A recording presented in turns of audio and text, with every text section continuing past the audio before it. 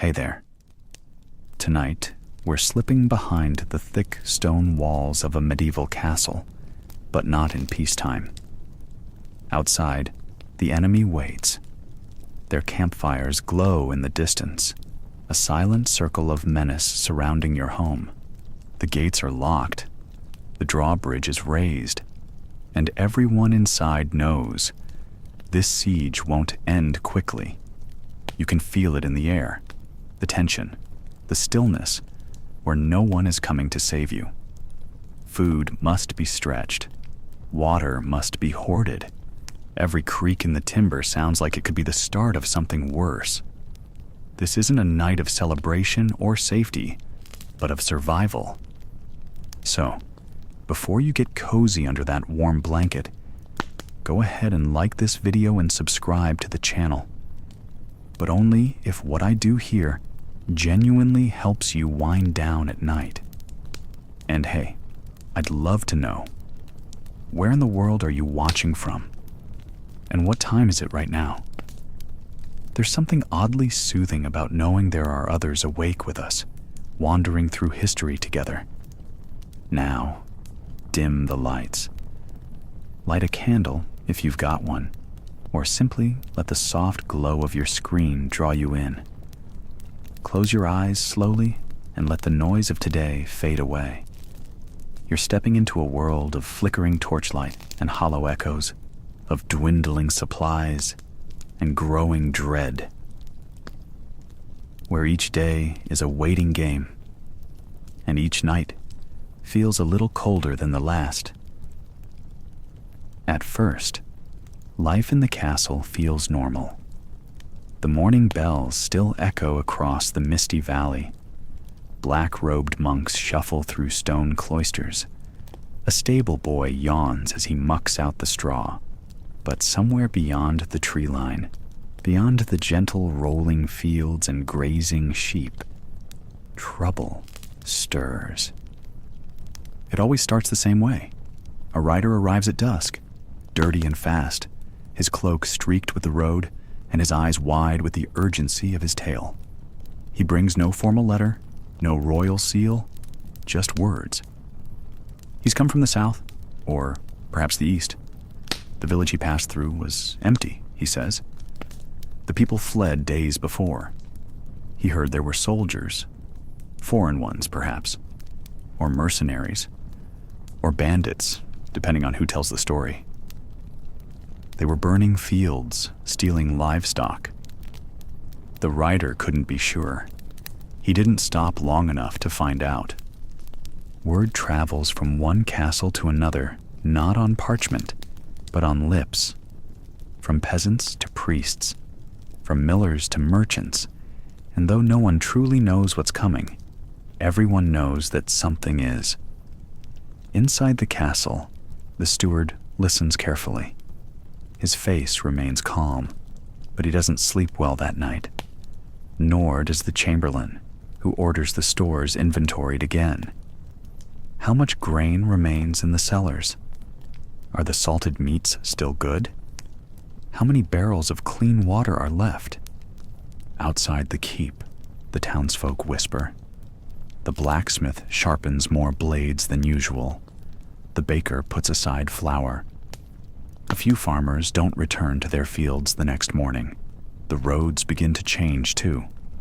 Where once carts trundled in with goods, cheese, onions, timber, they now travel outward, carrying frightened families away from the rising dread.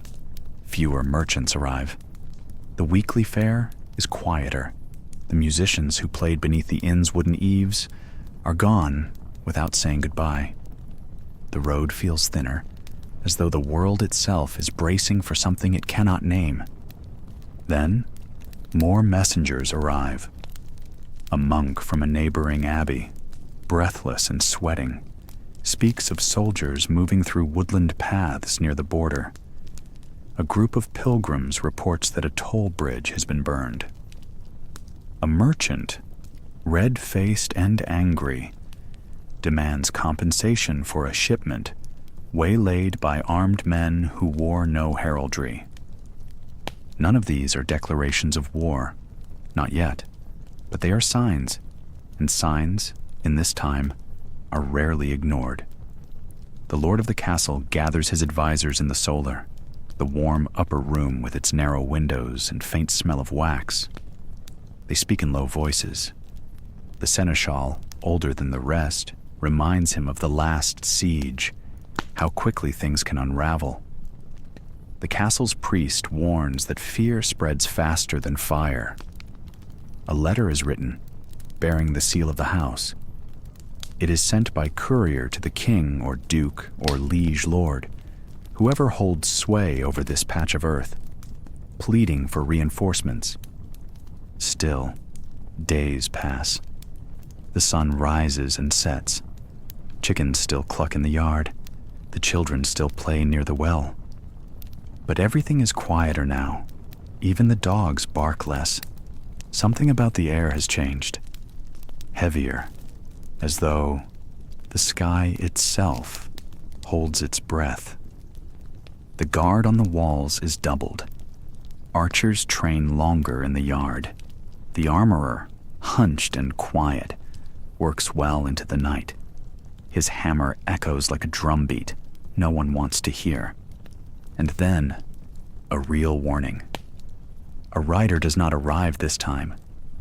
A peasant comes running from the outer fields, face pale, words tumbling from his mouth. He's seen a column, shields glinting in the tree line, horses moving slow but steady. There were banners, though he could not say whose. Perhaps the neighboring baron, or perhaps someone worse. They were coming this way, no doubt about it. The castle stirs like a disturbed hive. Gates are locked, wells are sealed, fires are put out. The outer village, a few wooden homes huddled outside the stone curtain walls, is abandoned. Those who cannot fit inside the castle make for the woods or hide in the hills, taking only what they can carry. Within the keep, servants scurry through the corridors, arms full of linens, grain sacks, herbs. The apothecary begins boiling things in silence. The chapel is lit with candles at all hours. The Lord stands at the highest point of the tower, eyes narrowed on the horizon. It's empty, for now. But he knows they are out there, marching, camping, planning. And so the castle waits, not in panic, not in peace, but in that strange in-between where everything sharpens. Horses are fed more sparingly. The well is checked 3 times a day. The youngest sons and daughters of nobles are sent away under disguise to avoid capture if things go badly. And always, the eyes on the walls, watching for dust clouds, for fire, for motion, for the first arrow that breaks the sky, because once that arrow flies, the siege has begun. For now, you wait. This is about the eerie calm before war becomes real, about the way fear leaks through stone and straw alike, about the sound of people not talking about what they all know is coming. These are the warning signs, the signs that life, as it was known within these castle walls, is about to change. Perhaps for a week, perhaps forever. And so, as you settle into bed, remember this strange stillness, the way life slowed down just before it exploded, the way the wind carried whispers through the trees, the way even the crows seemed to know something terrible was on its way. Tomorrow, everything changes. But tonight, we wait. The morning came, and the sky is heavy with the color of iron. There is no thunder, no lightning, no drumbeats, just the quiet, creeping certainty that war is coming. Outside the castle walls, movement on the horizon has become more frequent. Smoke from unfamiliar campfires coils into the wind, and scouts return with tight faces, saying little. It's time. the signal is given, passed in silence from the guard on the tower to the steward at the gatehouse. The castle must prepare for lockdown. There is a rhythm to this process, honed by experience, routine, and the underlying fear that this siege could be the one that breaks them. First come the livestock. Cattle are herded in from outer pastures and lowland fields, urged forward by boys with branches and sharp voices. Chickens flutter nervously in crates. Pigs squeal, resisting the urgency in the herder's pace. Space is tight within the castle walls, and the animals will be crammed into pens hastily erected near the inner yard. They bring with them not just noise, but the smells and discomforts of cramped life, though no one complains. Livestock means food. Food means survival. The miller's cart rattles across the drawbridge, wheels clunking over timber. It groans under sacks of grain, wheat, barley, oats, collected from nearby manors in haste. Each sack is hoisted down by teams of sweating laborers, then ferried down narrow stone steps into the castle's undercroft. The storerooms are cool, dark, and dry, lined with shelves and barrels. Salted meats, dried legumes, wheels of cheese wrapped in cloth, preserved fruits, casks of ale, and flasks of vinegar. Everything has been tallied by the steward, sealed and secured against spoilage or theft. It is never enough. It never feels like enough. Next comes the water. Rainwater is collected in cisterns built into the stone of the keep, but during a long siege, even that runs dry. The castle well becomes the most precious asset, guarded, rationed, and tested for contamination. Buckets are drawn and filled into barrels. Servants line up to carry them to the kitchens and chambers, where water will be meted out by the ladle. No one will drink freely once the gates are shut. Water is life, but life must be measured. Blacksmiths hammer away at hinges and locks, strengthening doors with extra bolts.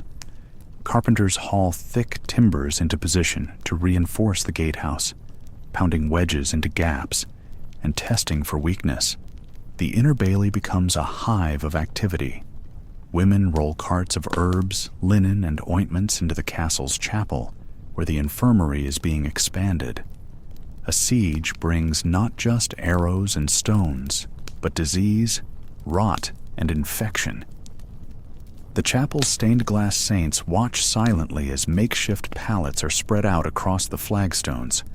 The soldiers patrol with growing urgency. Armor is oiled. Arrows are counted. Boiling cauldrons are stationed above the battlements, not yet lit, but ready. Stones are piled beside them, not the smooth river stones used in catapults, but jagged chunks broken from the quarry, the kind that shatter bones when dropped from a great height. Bows are strung. Spears are stacked.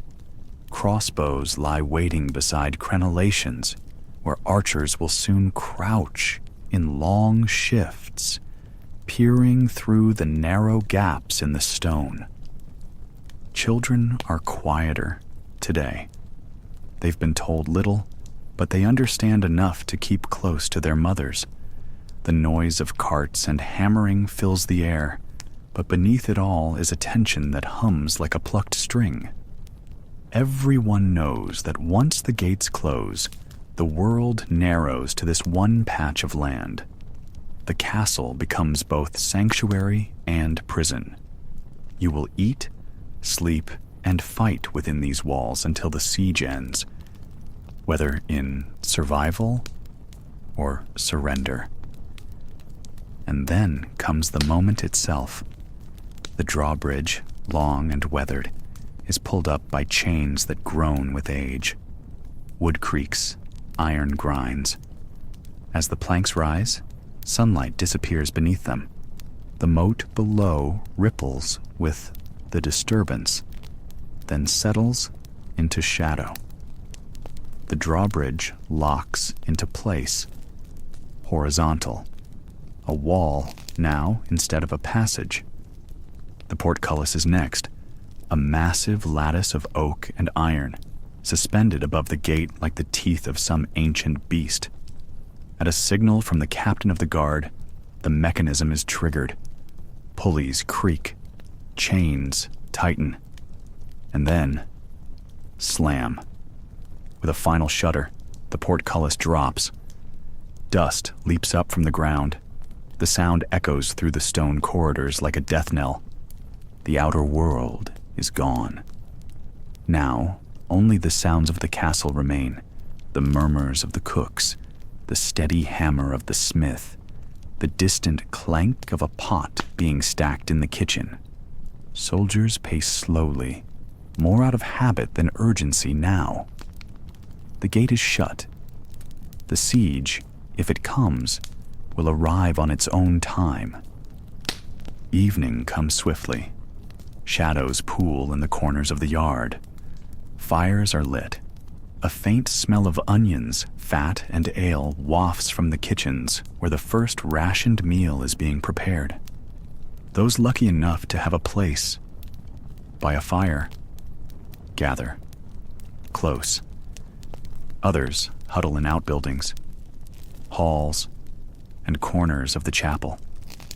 No one wants to be caught outside the walls now. In the great hall, the lord of the castle sits with his steward, quietly reviewing supplies. He is not a tyrant, nor a fool. He knows that behind the walls, fear grows faster than mold. Morale must be managed. Hope must be kindled. Each decision he makes, from distributing food to rotating watch shifts, could mean the difference between holding firm or falling apart. And so, the castle breathes, slowly, cautiously, with the gate closed and the world outside growing darker. The siege hasn't begun yet, but the silence before it does is heavy. The rooster crows as it always does. The kitchen fires in the outer bailey crackle to life, and servants shuffle about with arms full of firewood and dough. But there's a tension beneath it all, a murmur that travels from stable hand to squire, from reeve to steward, and soon it reaches the hall. The Lord's banner has been raised atop the highest turret, not in its usual colors of peace, but streaked with red, signaling danger. A signal that every man and boy within earshot of the castle walls recognizes immediately. The levy has been called. In the medieval world, peace was never permanent, especially not if your lord owed allegiance to a more powerful duke or king, and especially not when land disputes, feuds, and foreign claims could erupt into open war in a matter of days. When it came, the call to arms didn't wait. It demanded, and so it begins. The castle steward walks the muddy lanes of nearby villages with a scroll in hand and guards at his side. He reads the summons aloud, even to those who cannot read it themselves. "By the right of feudal bond," he calls out, "you are hereby summoned to the Lord's service, to defend this land and this keep from all who threaten it. No excuses are accepted. No questions are entertained. The men of the village, yeomen, tenant farmers, millers, and even aging craftsmen, pause in their work. Many already knew this was coming. They saw the smoke of enemy campfires days ago near the river bend. They heard the rumors from traveling monks and tanners passing through. But hearing the call officially changes everything. It turns worry into action. It turns fathers into soldiers. The levy was never just an army. It was a patchwork force of the willing, the obligated, and the terrified. In theory, every vassal owed military service to their lord, usually for 40 days a year. In practice, it was messy. A knight might bring a few squires and men-at-arms. A blacksmith might offer his sons. A peasant might only have a pitchfork and a prayer. But they came all the same. Back at the castle, the courtyard transforms. Pages scurry about, fetching mail and supplies for their knights. Squires hammer dents out of helmets and scrub rust from blades left idle too long. The armorer works without pause, handing out padded jerkins, leather bracers, and lengths of coarse rope to fasten makeshift shields. There aren't enough swords to go around, but there are bows, axes, spears, and even repurposed scythes. Each man is checked off the steward's list. Names are recorded, a crude mark made beside each to account for service. And as the line grows, so does the weight in the air. Some of these men have fought before. Most have not. The castle chaplain stands near the well, murmuring blessings and handing out small wooden crosses to those who want them. God watches over the just, he says to a boy of barely 15, his hand shaking as he fumbles with his bowstring. The boy doesn't respond, just nods and swallows hard. The muster includes more than just fighters. Messengers are assigned to relay information between the outer fields and the tower. Stable boys are conscripted to manage supply carts. Women and older men are tasked with boiling pitch, fetching water, and preparing bandages. In a siege, every hand counts. The noble family watches from the parapet above. The lord, tall and grave-faced, surveys the yard. His wife stands beside him, lips pursed, giving whispered instructions to her steward. She knows what's coming too. And she knows she may soon be tending to more wounded than this kitchen can hold. By evening, the castle grounds resemble a training camp. Archers practice in rows, arrows thudding into straw targets. Shield bearers march in step, trying to remember formations drilled into them seasons ago. A man is taught how to hold a spear properly, not like a farm tool, but as a weapon. Another man is fitted for borrowed chainmail, grimacing as it pulls across his shoulder. The blacksmith's son, barely old enough to wield a hammer, tightens the grip on his father's axe and doesn't let go. There is no grand speech, no soaring music, just a quiet resolve as the sun dips below the hills. The cook lays out a heavy stew made with salted pork and root vegetables, and everyone eats in near silence, savoring what may be their last hot meal in days. As dusk thickens, the gates are shut and barred. Guards are doubled on the towers. The night watch is named, and the newly mustered levy prepares for whatever the dawn may bring. In the tiny chamber above the gatehouse, two brothers sit cross-legged with their boots off, passing a flask between them. "We'll hold," the elder says, though he doesn't sound convinced. His younger sibling nods, staring out the narrow window slit. In the distance, a line of torches flickers on the far hill. The enemy. "Just like last time," one mutters. "Worse," says the other. Below them, the Lord's banner flaps in the night wind. Red, the color of warning, the color of blood. The morning begins like any other. Or so you thought. The sky is still pale and tender, with the fading colors of dawn. The mist that curled around the castle's moat in the early hours now rises, folding itself into the wind. You hear the usual sounds of life in the bailey, hooves striking stone, hens scratching for grain, the clang of blacksmiths already hard at work.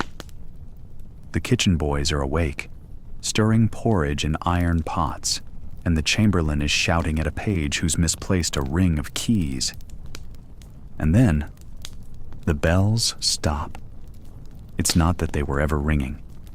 It's that the hum of routine, the steady, familiar rhythm of a castle in motion, goes suddenly still. Someone is running. A guard scrambles across the inner yard, breathless, gripping his spear too tightly. He says nothing, but his eyes are wide. Another man, just behind him, calls for the gate to be locked. That's when the first sound reaches your ears. It is low, steady, like thunder in the bones, a drumbeat, far off but deliberate. It comes in waves, sometimes lost to the wind, but always returning.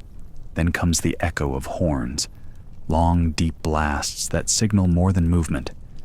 They signal purpose.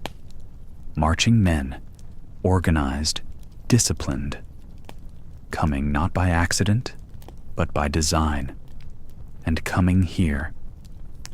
Someone climbs the curtain wall. Within moments, more follow. Archers, guards, a few of the castle's older men-at-arms who haven't fought in years. You climb too. From the parapet, the horizon opens wide. And there they are. Banners, hundreds of them, rippling in the wind like painted ghosts. Crimson, gold, black. Some are new, freshly dyed, clearly belonging to noble houses of wealth and means. Others are worn, frayed at the edges, bearing strange symbols you do not recognize. They ride above columns of men, infantry, crossbowmen, siege engineers, mounted knights, and behind them crawl the great beasts of war. Siege engines. You count at least 2 trebuchets, their enormous throwing arms strapped down for now. Oxen pull a massive battering ram shrouded in wet hides to protect it from fire. Wagons groan under the weight of iron-tipped ladders.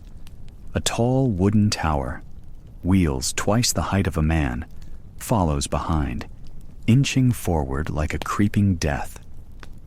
They are not yet close, but they are not far enough. Inside the castle, orders begin to ring out. Close the outer gates, reinforce the doors to the keep, boil water, douse the thatch, bring the livestock into the inner courtyard before they can be slaughtered or stolen. You hear names shouted: the master of stores, the steward of grain, the keeper of arms. All are summoned. There is no time now for hierarchy or ceremony. Everyone must work. You step back from the wall, but the image of that field, the wave of men, the dark forest of spears, the rhythmic thunder of feet, burns itself into your mind. The townspeople who fled behind your walls just days earlier, now huddled together, looking up at the battlements. They know. They've seen this before. They've lost homes to men like these. The castle was their last hope, a stone refuge. But stone can be broken. Fire can climb even the tallest tower. Hunger, above all, can dissolve the strongest resolve. The lord of the castle rides out into the yard. He wears a breastplate now, though his cloak still trails behind him. He speaks little. His words are meant for his captains, not the common folk. But you can see it in his face. This is no drill. The enemy has truly come. And still, the drums beat. Now, the invaders slow. They are not here to charge. Not yet. This is the moment of fear. This is the moment when the mere sight of them is meant to be enough, when they hope you will surrender. Open the gates. Spare yourselves the agony to come. You return to the wall again by afternoon. The enemy is encamped now, digging trenches, pitching tents. Their standards are planted like trees across the hills. They've begun building. Ropes are stretched, pulleys raised. A smith's fire burns in the shadow of a mangonel frame, where iron bolts will be fashioned. The siege has not yet started, but its shape has begun to form. Below, in the bailey, the priest has begun a prayer, not a scheduled sermon, something urgent and unpolished. He clutches his rosary, chanting with a speed that betrays his fear. A few kneel beside him. Others do not. There is hay to move, arrows to fletch, grain to ration, oil to heat. Above it all, the sky begins to darken. Not with storm, but with smoke. The enemy burns the fields outside the castle now. It serves no tactical purpose today. It is not to starve you, not yet, but to wound your heart, to show you what's already lost, to prove that even if you survive, there will be nothing left to reclaim. Night comes, and the drums do not stop. You try to sleep, but sleep inside a castle on the eve of siege is a strange thing. It is a light, brittle sleep, the kind where your dreams are full of hooves and fire, the kind that ends at the sound of every gust of wind, every creak of timber. You know the attack will not come tonight. It is too soon.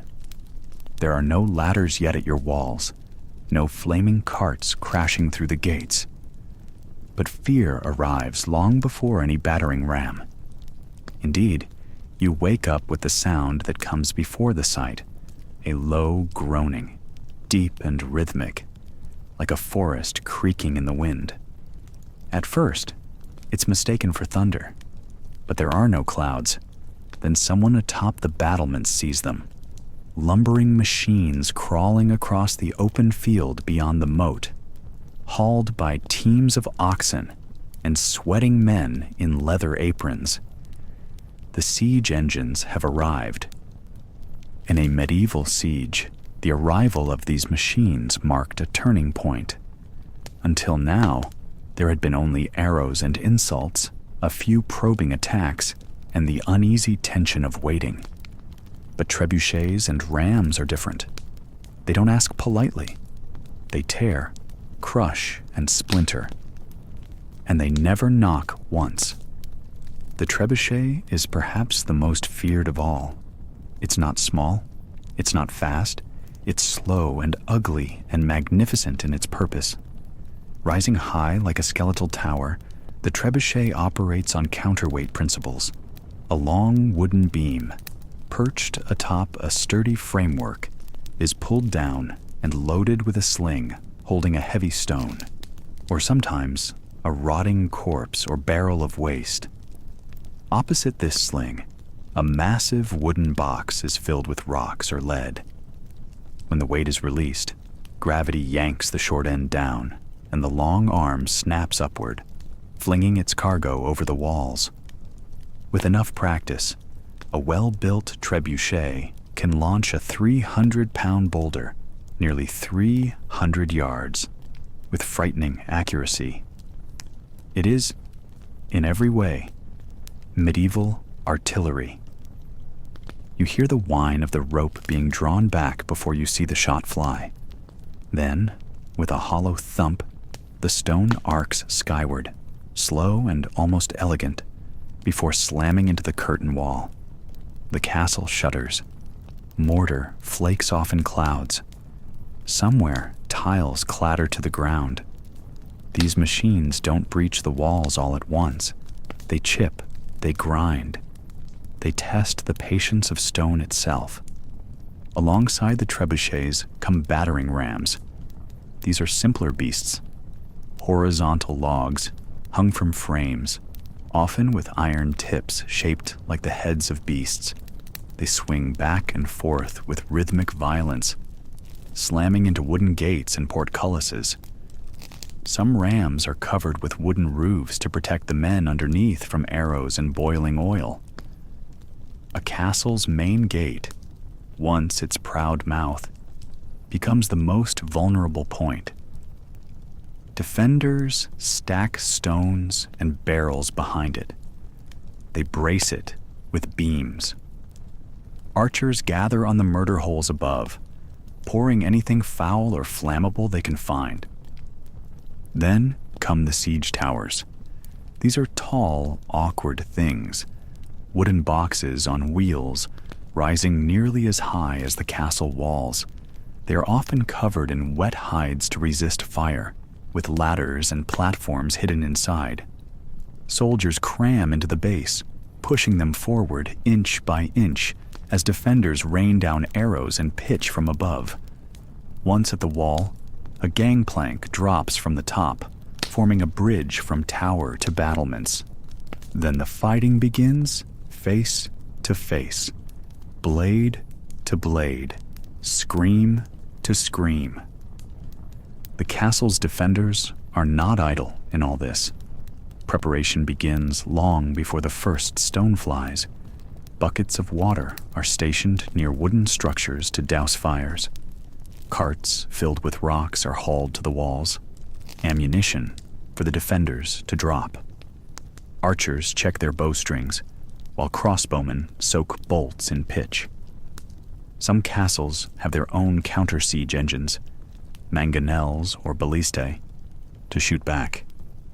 But even with the best defenses, the arrival of siege engines changes the rhythm of life inside. Everyone knows that things will not stay quiet much longer. You can't pretend anymore. The enemy isn't just camped outside. It's pulling ropes and tying counterweights. It's measuring the angle of attack. It's building ladders that might soon be crawling with men. Children are told to stay below, deep in the stone halls. Kitchens start conserving flour. Water is rationed in case the wells are hit. Blacksmiths work through the night, fixing buckles, sharpening pikes, patching armor. The clatter of tools blends with the distant knock of wood on wood, the slow, steady work of the besiegers. At night, the defenders light no torches on the walls. Fire draws attention. The siege engines, by contrast, continue in darkness. You can hear the enemy working, saws whining, men grunting, and timber creaking. There's a strange intimacy to it. You know they're just yards away, also tired, also cold, also afraid. But they're coming. For some, the waiting is the hardest part. The first crash of stone against wall is almost a relief. Finally, the unknown becomes known. Now it's a matter of time. How long until the wall gives? Until the gate splinters? Until someone makes a mistake? The defenders pray for rain, for storms, for anything to make the enemy's work harder. But the builders of siege engines are stubborn. They work through mud and wind. They patch breaks. They learn. For every tower burned, another rises, stronger. For every ram shattered, another is carved from a nearby tree. Siege warfare was not just a matter of strength, but of endurance. Who would run out of food first? Who would lose heart? The engines did not need to win the battle. They only had to make life unbearable. And they did. By the time the first wall crumbles, or the gate begins to groan inward, the defenders are weary. Every creak of the beam sounds louder now. Every tremor underfoot feels deeper. They know what's coming. And still, they stay at their posts. Above, the trebuchets reload. Below, the rams begin again. And from the far end of the field, another siege tower begins its slow, ominous journey forward, like a coffin on wheels, pulled by men who do not expect to return. In the cold gray light of morning, smoke curls above the encampment. The machines are quiet for now, but the silence is not peace. It's just the pause before the next strike. Inside the castle, the defenders draw breath, not in relief, in readiness. Because the siege engines are here. The wind whistles above the battlements. It's not cold, just high and thin and restless. From this height atop the castle wall, you can see everything. The fields far below once rippled with wheat and quiet, bleating sheep. Now, they're torn with trenches, tents, and siege engines the size of barns. Wooden towers creak as they're pulled closer inch by inch, dragged by groaning oxen and men alike. The army has come. You aren't a knight in gleaming plate. You don't carry a banner or a lord's seal. But your bow is strung tight. The string bites into your fingers, already raw from use. You've stood this wall since sunrise, shifting from one foot to the other, eyes straining into the horizon, waiting for movement, waiting for war. All around you, others do the same. Archers line the parapets, most peasants, some yeomen, simple men with calloused hands and a rough grasp of battle. Beside them, barrels of arrows, rough-feathered and iron-tipped, stacked like firewood. Coiled rope, wooden tubs of pitch, and iron cauldrons balanced over fires that never go out. Boiling oil is more myth than common defense, far too costly, too precious. But pitch? That's plentiful, and it does the job just as cruelly. The air reeks of it, hot, tarry, acidic, like burnt pine sap and singed hair. Somewhere beyond the hill, a horn sounds, low and long. They're coming. You knock an arrow. Beside you, a man vomits over the wall's edge, wipes his mouth, and keeps aiming.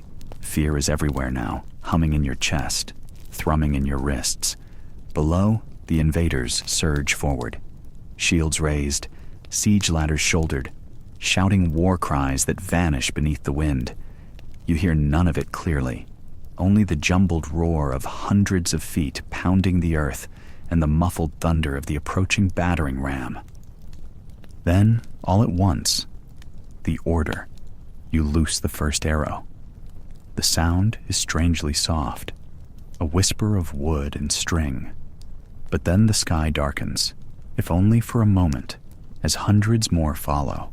Arrows rain down like black birds, diving, shrieking. Some miss, some strike shields, but some strike flesh. You don't see individual faces. You see a movement stagger, fall. A man go limp under the weight of armor. Another scream as he stumbles back, an arrow jutting from his thigh. A third drop his ladder, now lifeless. The ladders crash against the stone. Hooks bite into the parapets. Grappling ropes slither up like vines. Your hands go numb. You pull another arrow. Fire again. Another. You switch to heavier arrows now. Broadheads meant to tear through leather, crush mail. You shout something. Maybe a warning. Maybe nothing at all. No one hears it. And then the cauldron tips. Boiling pitch pours in a black sheet over the side of the wall. It doesn't hiss like water. It roars, angry and thick, coating the men below in blistering fire. Screams erupt, real ones now, high and broken, cutting through the chaos. You look away. You have to. One of them still burns even as he stumbles backward, crashing into others, setting more aflame. The ladder he carried smolders. The rope next to it snaps, and 3 men fall with it, limbs flailing like discarded dolls. This is what defense looks like. A squire dashes past you, carrying a fresh bundle of arrows. His eyes are wide. He slips in blood. Someone's on the stone, rights himself, and keeps going. Another archer slumps to the side, hand on his chest. You can't tell if he's winded or wounded. No one checks. Rocks now. big ones, stacked behind the crenellations, ready to be tipped by hand. One heaves with 3 men's effort and crashes down onto the heads of those scaling the wall. The thud is not sharp, it's thick. You smell the pitch again. One of the iron tubs is being restoked. A young boy stirs it with a stick, his face smudged with soot, eyes blank. No one tells him to stop. He's done this before. The ram hits the gate. You feel it through your feet. Once, twice, then again. Wood splinters. Dust drifts down from the ceiling of the gatehouse. Someone starts praying out loud. Still, you fire. You fire because you must. Because if the gate falls, they pour in. And if they pour in, you may not live to see another sunrise. Another volley. Arrows tear through the sky like a flock scattered by thunder. This one takes more. The battering team is smaller now, scattered. They scramble to regroup, but defenders from the inner tower have begun dumping stones from murder holes. A sharp, solid impact, and another man screams. You take a breath, but it's smoke-filled. You cough, wipe your face, and aim again. Time begins to blur. You don't remember how many arrows you've loosed, how many rocks you've seen drop, or how many men you've watched burn, fall, or die. You don't know how long you've been standing.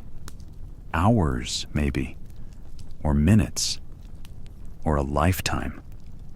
At some point, the assault slows. The ladders are pulled away. The ropes cut. The ram abandoned. Bodies litter the field like broken dolls tossed by a careless child. Smoke rises in a dozen thin trails. Somewhere below, someone weeps. You're still standing. Your bowstring has frayed. Your hands won't stop shaking. But the castle holds. For now. You look out across the scorched earth beyond the wall. The enemy retreats to their camp, wounded, angry, plotting their next move. You know they'll come again. But for now, the sky is yours, and the wall still stands. And somewhere behind you, a bell rings, signaling the end of this day's siege. Not peace, but a pause. You step away from the parapet. The wind follows. The gates are shut now, not just closed, but sealed, iron barred, bolted, watched night and day by tired men with bows and blades. Beyond the walls, the enemy camps in silence, their fires flickering like distant stars across the hills. And within, behind the thick stone walls of the keep, life shifts quietly into siege time.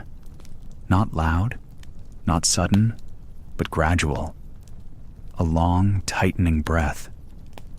You don't feel the hunger all at once. Not on the first day. The first few meals feel strangely normal, even comforting. There's bread, coarse but warm. There's salted pork, sliced thin and sizzling over the hearth. There are onions and leeks pulled from the stores. Everything's still cooked. There's still firewood. There's still hope. But time under siege is a different kind of calendar. You start measuring it in bowls, not days. Every handful of oats is a reminder. There's less now. You hear it in the kitchens first. The scullion's chatter dulls. The cook begins to mutter under her breath, counting sacks of barley like they're coins. A single cabbage is watched as though it were gold. The granary, once a place you passed without thought, is now guarded, locked at all hours. Even the steward keeps the key around his neck, and he sleeps with it tucked beneath his shirt. The baker gets his flour in rations. The pig boy is told not to touch the salted hams without permission. The smell of the pantry has changed too. Less fresh, more dust, more mildew. Every day, the damp seems to reach a little deeper into the shelves. Fresh food disappears first. Of course it does. The eggs go within a week. The milk even faster. Chickens stop laying after too much stress. No surprise with the drum beats of war echoing off stone and the air thick with fear. The vegetables wilt, one by one. By the second week, every onion in the keep is soft. Carrots are down to nubs. The apples, kept carefully wrapped in straw, begin to brown from the inside out. The last one is eaten in silence, shared between the steward and the baron's youngest son. Water is measured carefully. The well is safe, for now. But if the enemy poisons it, or if the ropes snap, or the bucket cracks, there's rain, maybe, or melted snow. But rain never falls when you need it. So instead, the cook uses as little water as possible. Soups become stews. Stews become gruel. Gruel becomes paste. Salted meat is still plentiful in the early days. Pork, mostly. Sometimes beef, if there's any left from the autumn slaughter.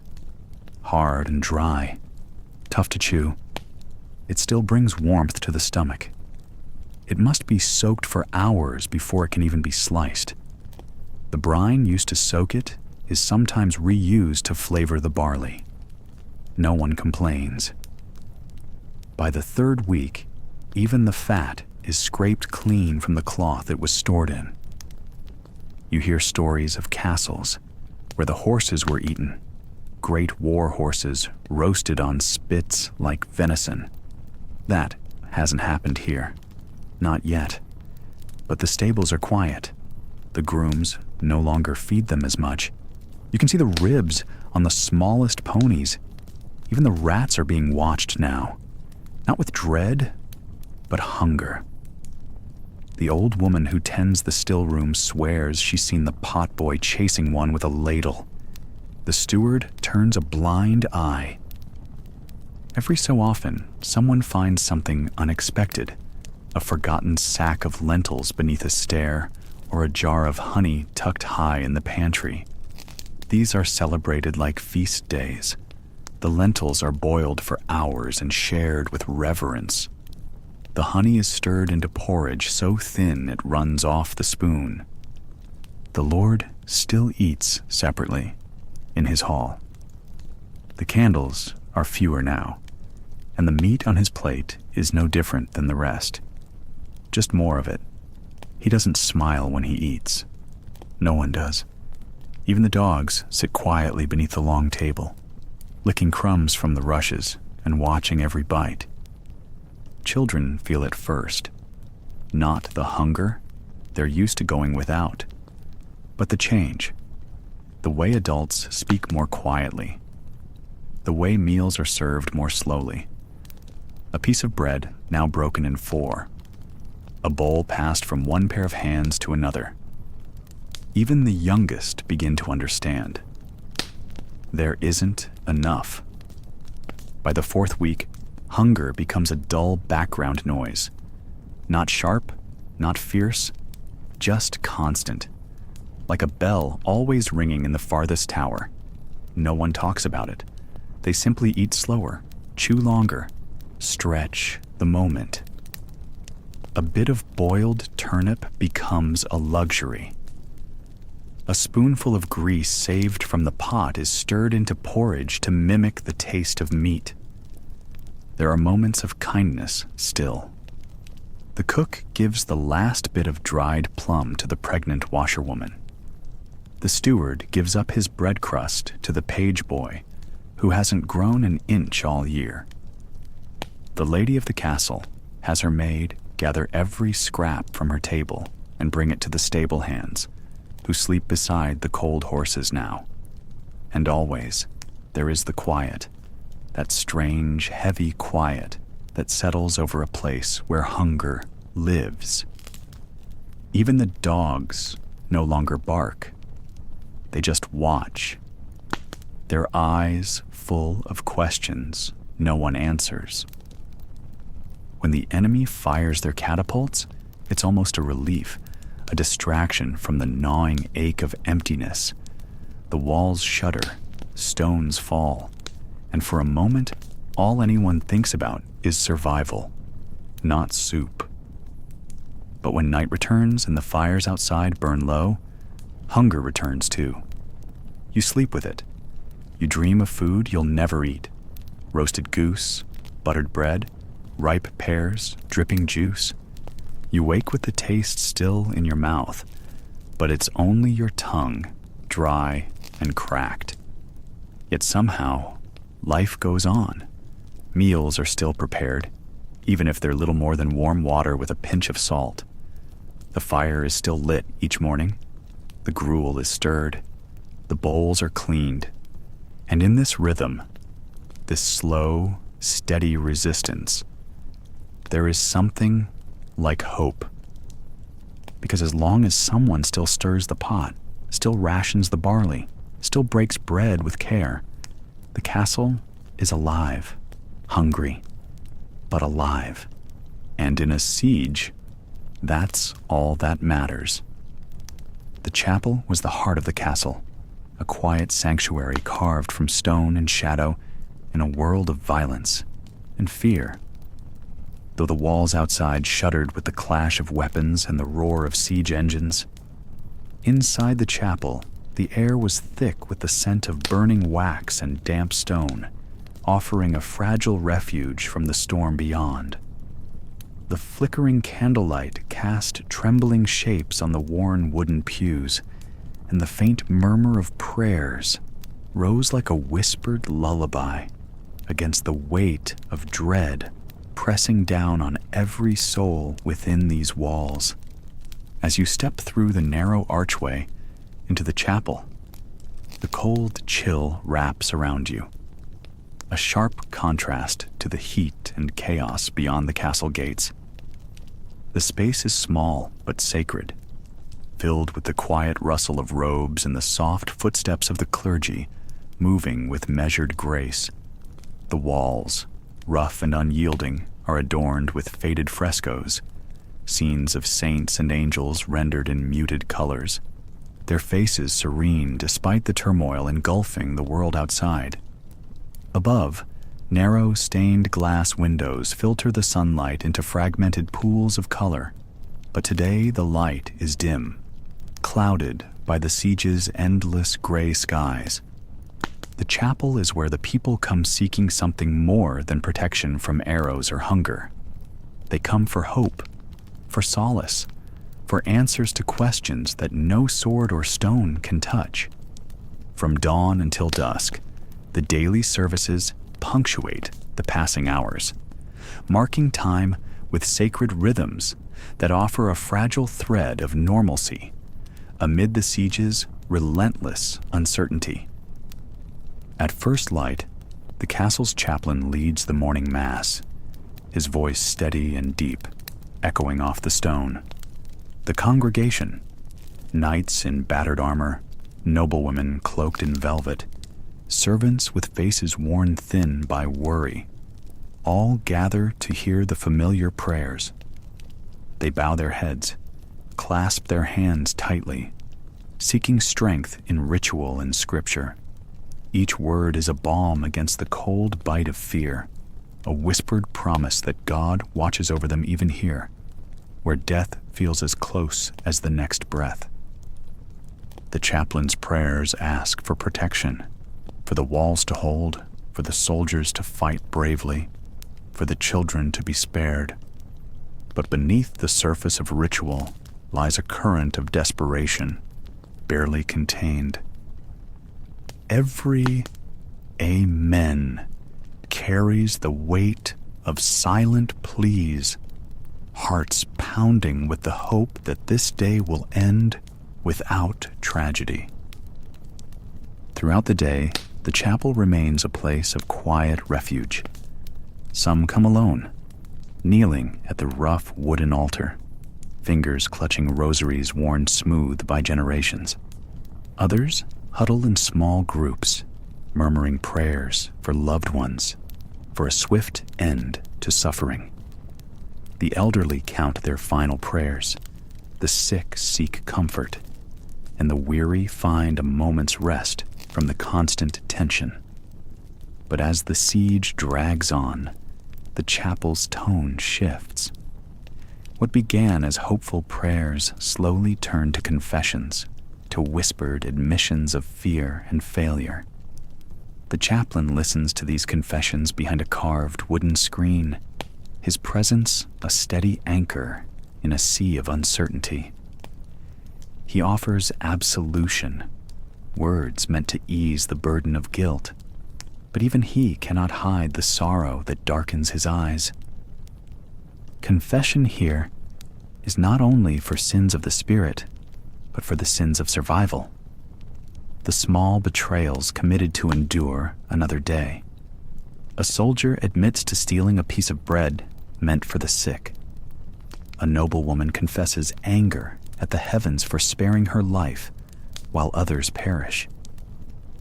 Each confession is a fragile thread of humanity, a glimpse into the fractures beneath the armor of faith. The chapel's walls absorb these whispered fears and hopes, the prayers and pleas of those trapped within. The flickering candles burn low, their light a fragile shield against the encroaching darkness.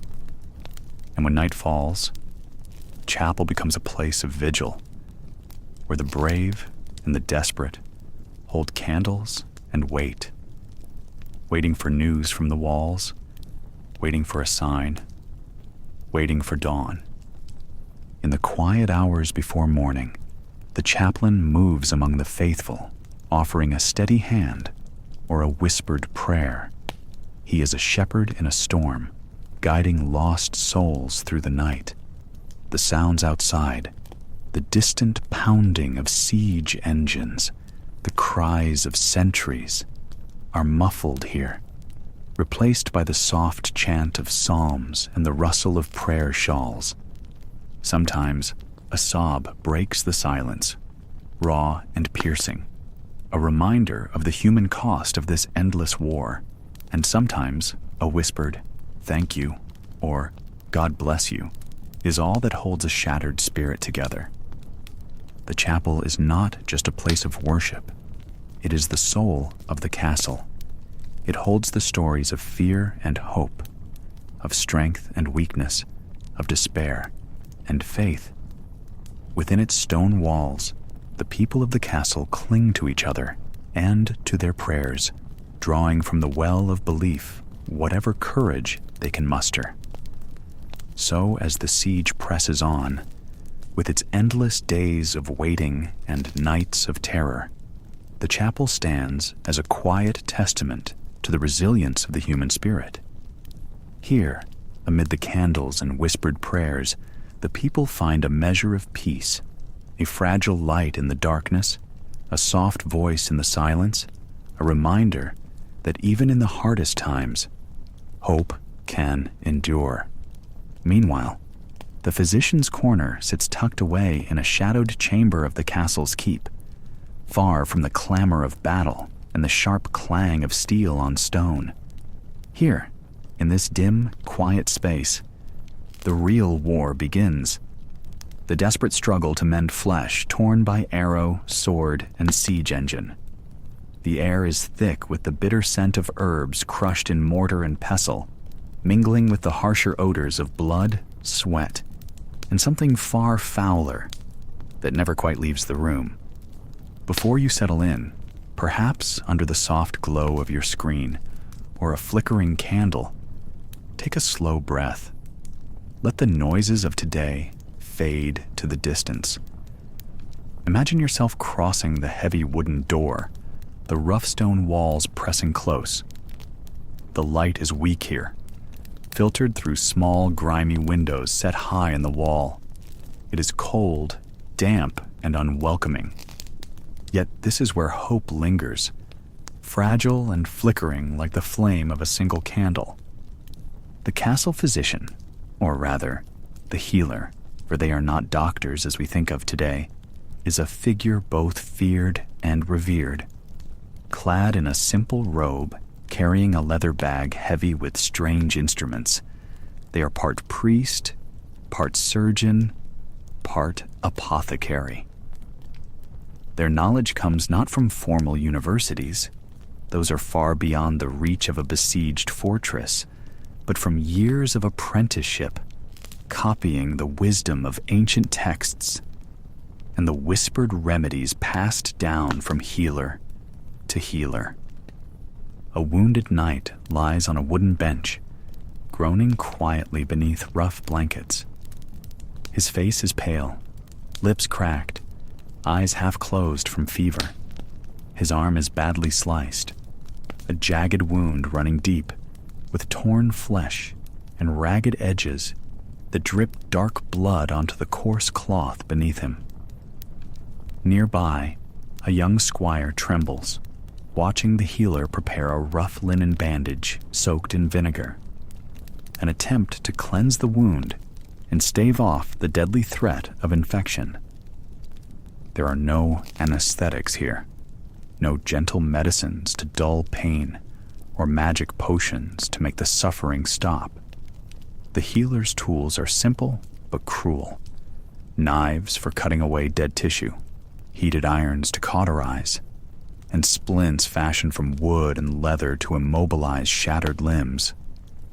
The silence is broken only by the knight's ragged breathing, the healer's quiet murmurs of encouragement, and the occasional soft clink of metal.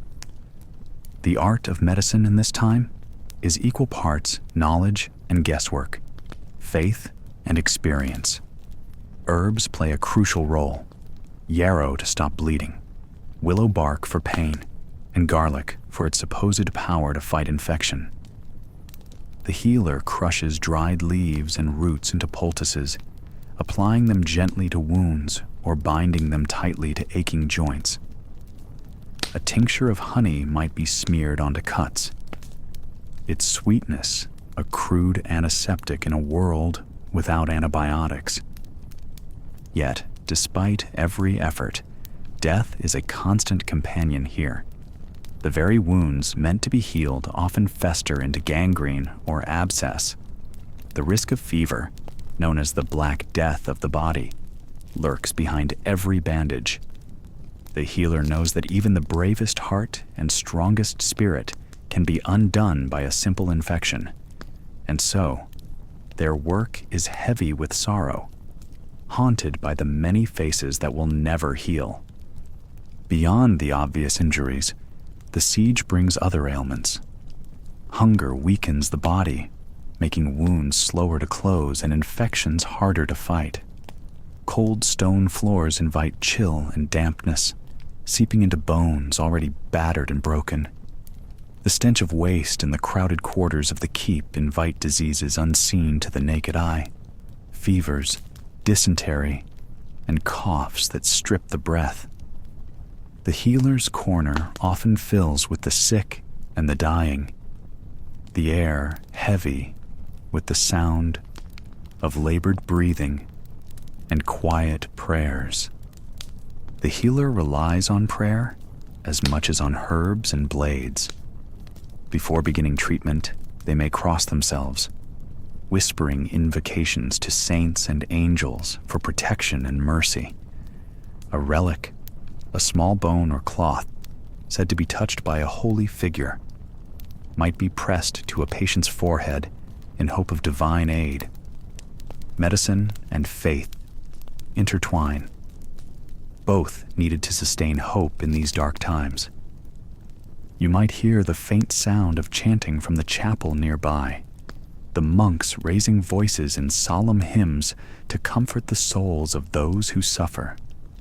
The healer's work is a grim counterpoint to this sacred song, a reminder that even here, amid the echoes of prayer, human flesh and frailty remain painfully vulnerable. Sometimes, amputation is the only option. A limb shattered beyond repair or ravaged by infection must be removed to save the life of the patient. This brutal procedure is performed with minimal tools, no anesthetic, and the cold steel of a saw or knife. The patient screams, half from agony, half from terror, as the healer works swiftly, binding the stump with whatever cloth and herbs are at hand. It is a terrible choice, but one that saves many lives, albeit leaving a body forever changed. The healer's corner is also a place of strange and secret remedies. Poultices mixed with animal fats, crushed minerals, and even spider webs are applied to wounds in hopes of speeding healing.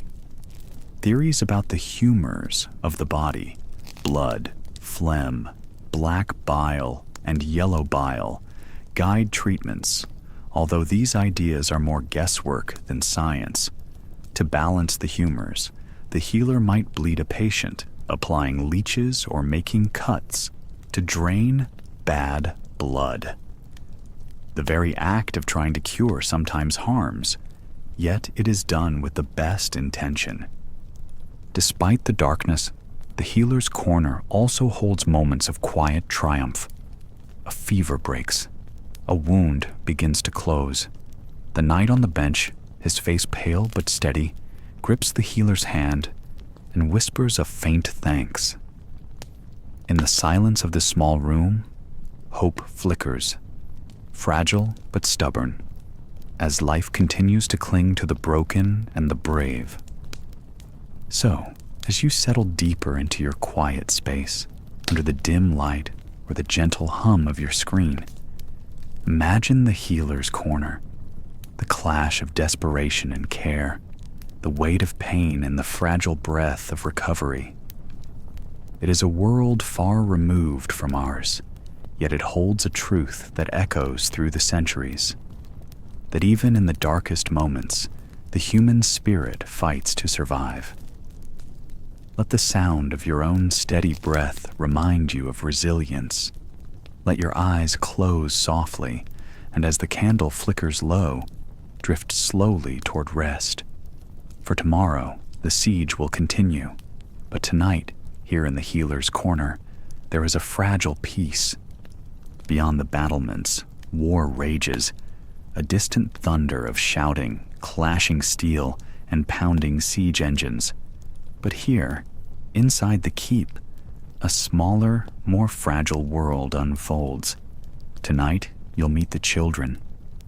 Young souls caught in the web of conflict, struggling to understand a world far beyond their years. The keep is a fortress within a fortress, a last refuge for the Lord's family, servants, and any who can squeeze inside when danger looms. Within these thick walls, the children's world is shaped by flickering candlelight and the distant echoes of war. Imagine a stone chamber, bare except for rough wooden benches and tapestries that have seen better days. The air smells of smoke, damp wool, and the faint, earthy scent of human presence. A fire crackles low in the hearth, its orange glow a small comfort against the cold stone. Here, the children gather, not in careless play, but in cautious companionship. Their faces are pale, eyes wide with a mix of curiosity and fear. They know that outside these walls, soldiers prepare for battle, but the true meaning of war is a puzzle they cannot yet solve. To them, war is the whispered conversations of adults, the harsh orders barked in the halls, and the strange visitors who come and go, their faces grim beneath heavy helmets. Yet, the children cling to routines, small fragments of normal life that anchor them amidst the chaos. The lady of the castle, often a mother herself, takes care to shield the young ones as best she can. She orders the pages to fetch scraps of bread and cheese, hands down small tokens to keep little fingers busy. For a moment, laughter flickers, soft, brittle, but real. The The children play simple games, counting stones, guessing the patterns in the tapestries, or weaving stories around the flickering flames. Despite these distractions, their innocence is fragile. The children understand that something is wrong. Their questions come in quiet whispers. Why are the soldiers shouting? Why is the food getting smaller? Why can't they go outside to run and play? Their world is shrinking with each passing day, confined by fear and the thick stone walls that both protect and imprison them. In the dim light, a child might clutch a ragged doll or a wooden toy, gifts from a faraway relative, or carved by a kindly servant. These tokens become treasures, small anchors to a life that once seemed endless and carefree. The oldest among them may try to explain, repeating phrases overheard from servants or guards. The enemy is outside, or the walls must hold. But these words are heavy and strange, like a language from another world. The nights are the hardest. The children huddle together in narrow beds or on rough straw mattresses, listening to the distant thunder of siege engines and the sharp cracks of arrows striking wood or stone. Some cry quietly, others try to appear brave, but fear is a constant companion. The flickering candlelight casts monstrous shadows on the walls, and every creak or whisper could be a threat. Sleep is fitful, haunted by dreams of battle and loss they cannot fully understand. Yet, even in this grim reality, moments of tenderness shine through. A nursemaid sings soft lullabies, her voice a thread of calm weaving through the tension. The lady of the castle may come to sit by the fire, telling stories of heroes and distant lands, tales meant to spark hope and courage. In these stories, the children can escape, even if only for a while, the harsh truths outside. Education continues in fits and starts. Some children receive lessons from clerics or tutors, learning to read simple letters, memorize prayers, or practice swordplay with wooden blades. For a samurai's child, training is as much a part of daily life as meals or sleep. Discipline and honor taught from an early age. But under siege, even these routines are disrupted. Lessons are rushed or silenced, interrupted by alarms or the sudden arrival of messengers bearing grim news. Disease is another invisible enemy lurking in the keep. Close quarters and scarce food weaken young bodies, and even the simplest cough can spread fear. The castle's healer does what she can with herbs and prayers, but her resources are limited. The children's fragile health becomes a source of constant worry for their families, adding another layer of stress to an already tense atmosphere. Outside, the sounds of battle continue, an unending reminder that safety is temporary. The children may catch glimpses of the castle's defenders moving through the halls, their armor scratched and faces tired but resolute. These warriors are both protectors and distant figures of authority, larger than life in their determination to hold the walls. As days bleed into weeks, the children's understanding grows, shaped by the harsh lessons of siege life. They learn the names of weapons, the signals of alarm, and the meaning of a broken wall or a sudden retreat.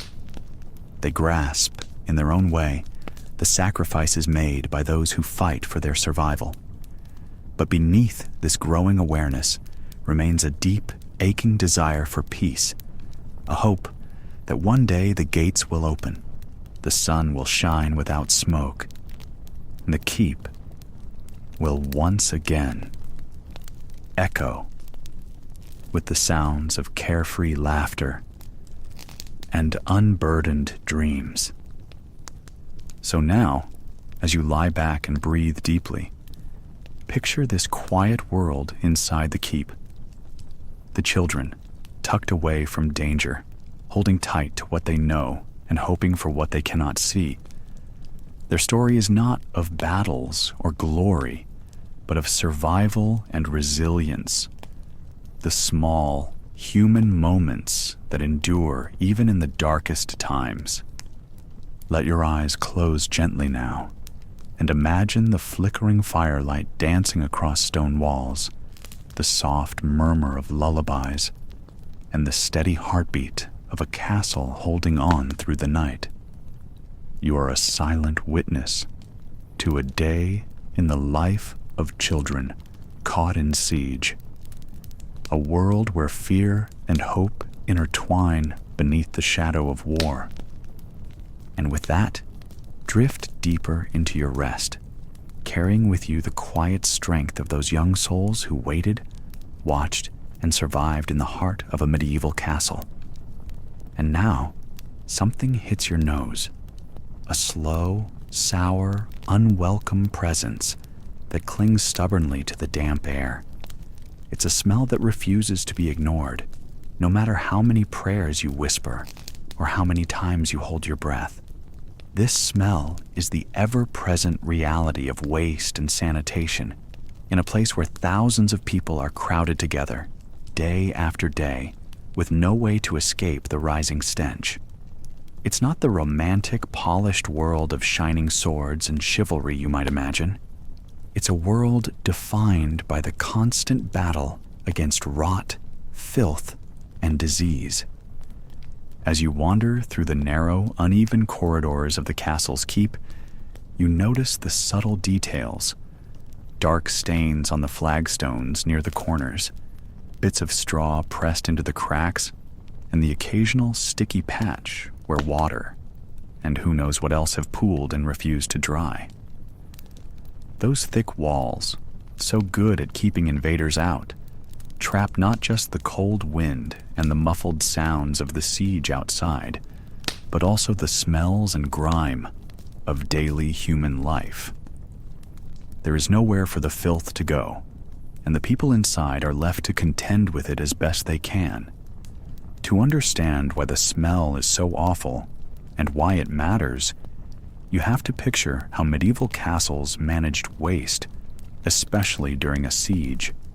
There were no flush toilets, no modern plumbing running beneath the floors.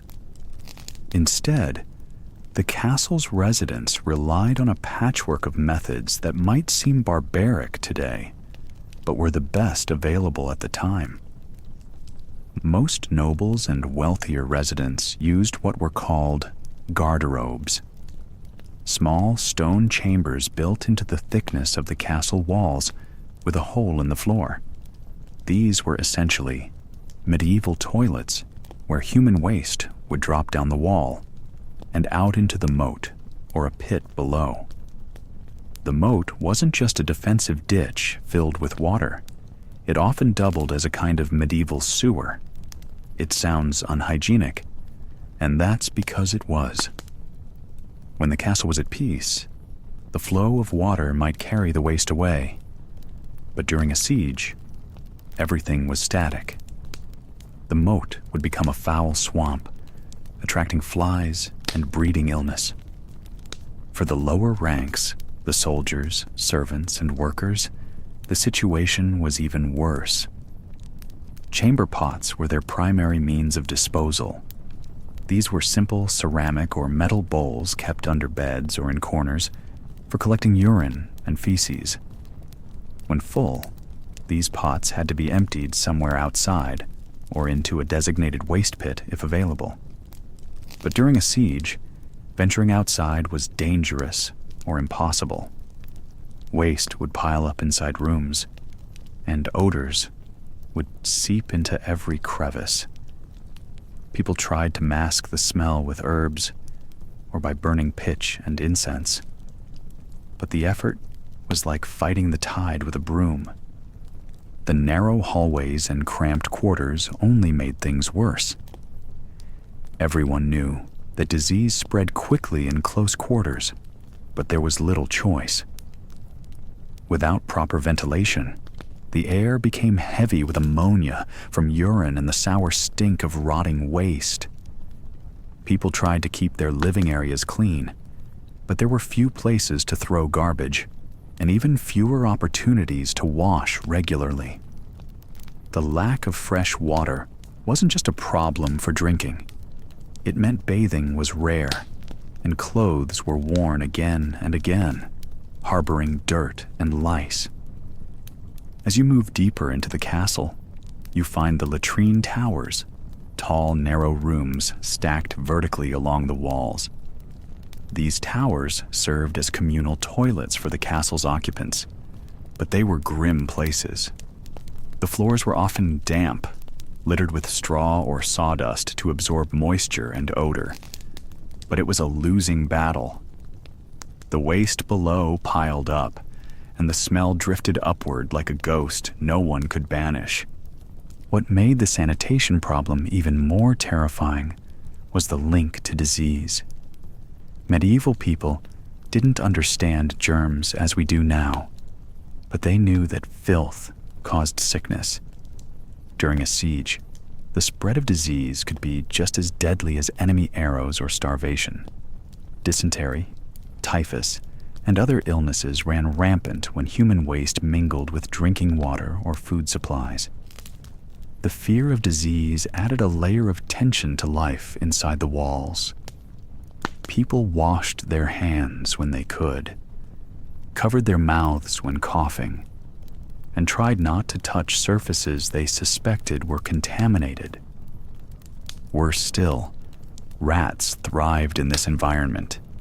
These relentless scavengers darted through waste piles, scurried along the beams, and slipped into sleeping quarters. They were not just a nuisance, they were carriers of plague and other deadly diseases. Hearing their tiny claws scratching on wooden beams or the scratching behind walls was a constant reminder of the invisible dangers lurking just beyond sight. Despite all this, the castle community had rituals and routines to cope. Waste collectors, often servants or the lowest-ranked workers, had the unpleasant job of clearing out cesspits and chamber pots when possible. Their work was critical but dangerous. These were often overlooked figures who risked disease daily.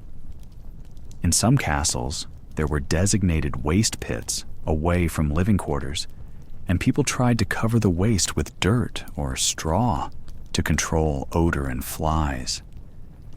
You might imagine that a castle siege was just about fighting and strategy, but inside those walls, the battle against filth and disease was constant, and it was a battle with no clear end in sight. People grew weary, their bodies weakened by hunger, fear, and sickness. The overwhelming smell became a background soundtrack to their days, as familiar as the clang of armor or the murmur of prayers. As night falls, the cold air sometimes helps push away some of the worst odors, but the relief is temporary. The stone corridors hold onto the memories of waste and decay, and every breath reminds you that survival here was about more than just fighting. It was about enduring every little misery. The smell clings to your clothes, your hair, your skin. It's a reminder that life in a medieval castle during a siege was a far cry from the romantic tales of knights and glory.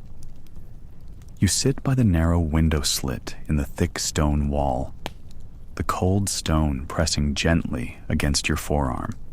Outside, the siege still grinds on. Distant war drums roll like thunder through the valley, and the enemy's camp stretches in a ragged ring beyond the fields. But today, the clamor falls silent for a moment. Today, the banners of truce rise from the dust and mud, and the ancient, cautious dance of parley begins. For all the thunder of trebuchets and the crack of bows, the siege is never just about brute force. It is also a game of words, whispered promises, veiled threats, and lies dressed in the finest silks. The truce flag is raised to halt the fighting, if only for a brief breath, as envoys from both sides step forward to meet under the shadow of war. From your place inside the keep, you watch the small, tense procession crossing the no man's land. Dust swirls at their feet as they move toward one another, hands resting lightly on the hilts of swords, eyes scanning for any hint of treachery. The truce allows neither side to draw weapons, yet the threat of violence lingers beneath every gesture. Negotiations during a siege are delicate. The castle's lord sends trusted men, skilled in the art of persuasion, to speak for the garrison. Often, these envoys wear polished armor and carry letters sealed with wax, official decrees meant to remind the enemy of the cost of a drawn-out conflict. But what's spoken aloud is only part of the story. Eyes flicker with suspicion, and every phrase is measured carefully. Sometimes the talk is of ransom, an offer to trade prisoners or pay a sum to end the siege before it drains both sides. Other times, the demands are harsher, an immediate surrender, the handing over of keys, or cruel ultimatums designed to fracture the defender's will. Yet beneath the surface of every word, spies and informers lurk, listening for secrets that might turn the tide. You can almost feel the weight of history pressing down in these moments. Parley is an ancient ritual, older than the stones of the castle itself. In the quiet exchanged between combat, men negotiate life and death. The fate of hundreds can hinge on a single phrase whispered over the cracked earth. But trust is scarce. Often, parley ends in nothing but more deception. Envoys return with promises broken, or threats that edge closer to bloodshed. Some speak of honor, while others carry lies so thick you could cut them with a blade. And both sides know well. To be caught breaking a truce flag can mean swift and brutal revenge. Spycraft thrives in the pause between battles. Sometimes, a messenger is more than he seems, a nobleman in disguise, or a common thief paid to steal secrets. In the shadows of these meetings, coded messages pass beneath the table, and silent signals fly like arrows between tents. Listening posts are set up near the parley site, eager to capture any word that might betray weakness. Inside the castle, the defenders hold their breath as the envoys cross back through the gates. News spreads quickly. What was offered, what was refused, and what dangers lie ahead. A single phrase can bring hope or despair. Sometimes the commanders choose to share the truth only with a few trusted men, fearing that rumors might unravel morale. And then there is the waiting, the hardest part of all. Will the enemy honor the truce?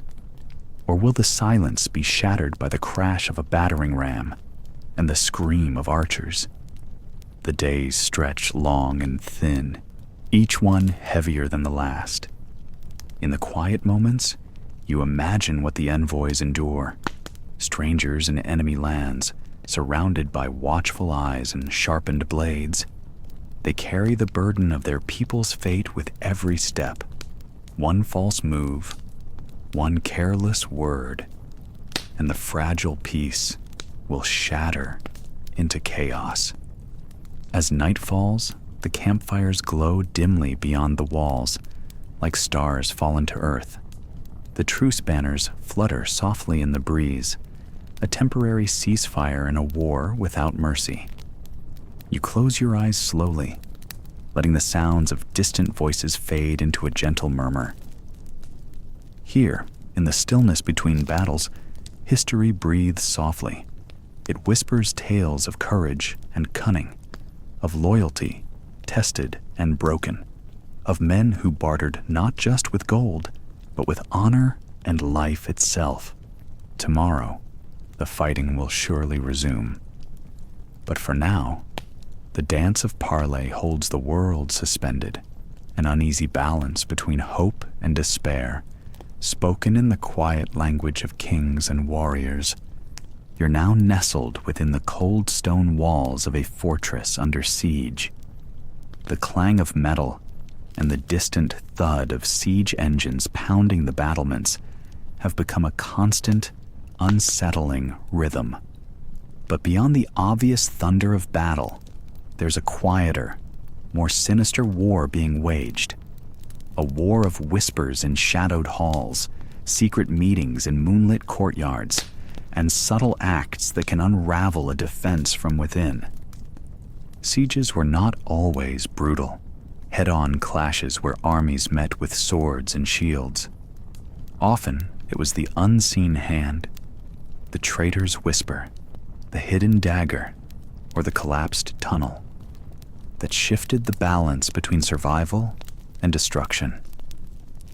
Tonight, as you settle deeper into this world of stone and steel, let your mind wander into the shadowy realm of sabotage and spies, where the smallest secret could topple a kingdom.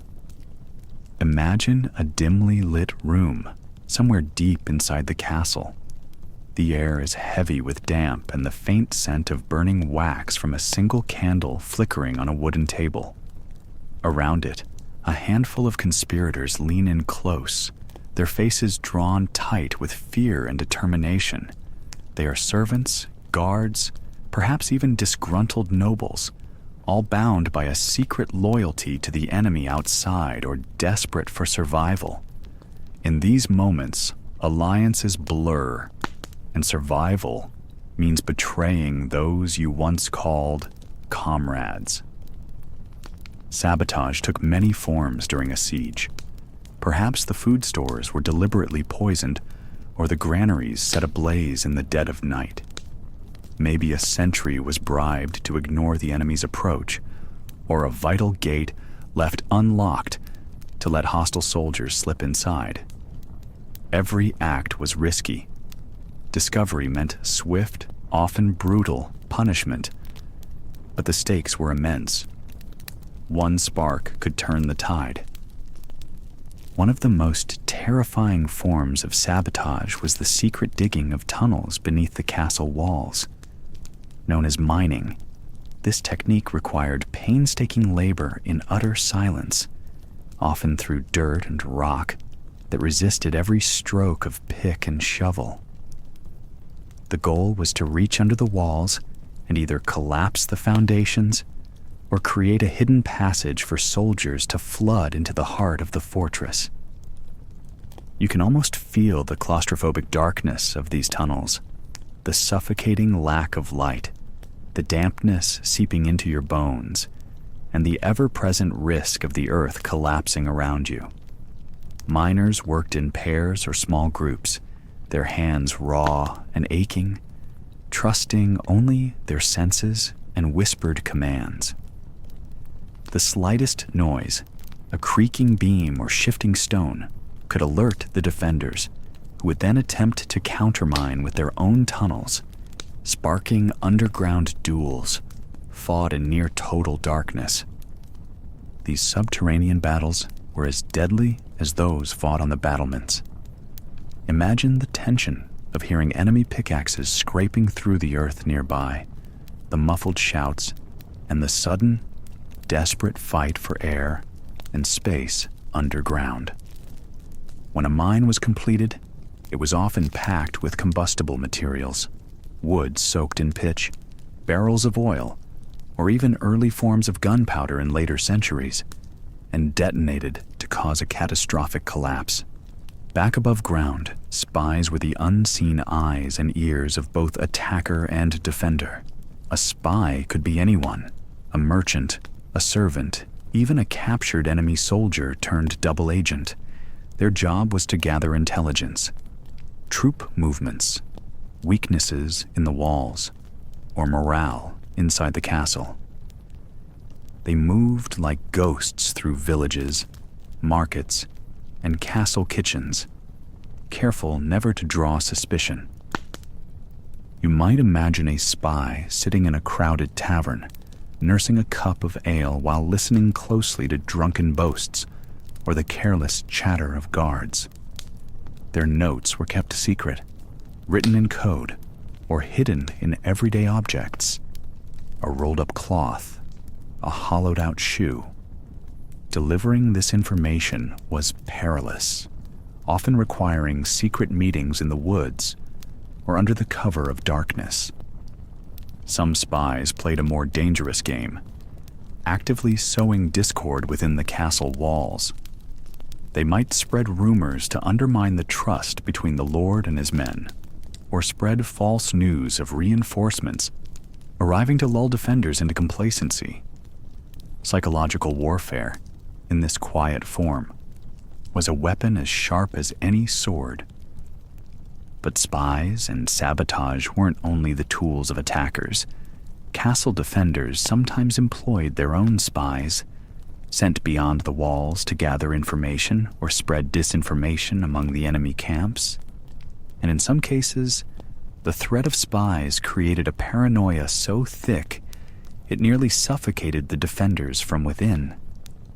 Trust became a fragile thing, and suspicion was a constant companion. Consider the story of traitors within the walls, those who, for reasons of greed, fear, or bitterness, betrayed their own. Their names are lost to time, but their actions could be devastating. A night guard who opened the gate for the enemy, or a steward who poisoned the well water, could doom an entire garrison. And once suspicion fell on someone, the consequences were swift and merciless, ranging from public execution to slow torture designed to root out accomplices. Yet, despite the fear and cruelty, the shadow war of sabotage and spying was also a testament to human cunning and resilience.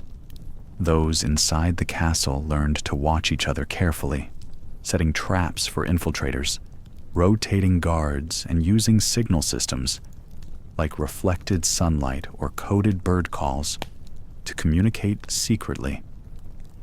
Imagine the slow, silent signals passed across the castle courtyard, the raised flag or dropped lantern that meant danger was near, the tension of waiting, watching, always wondering who could be trusted.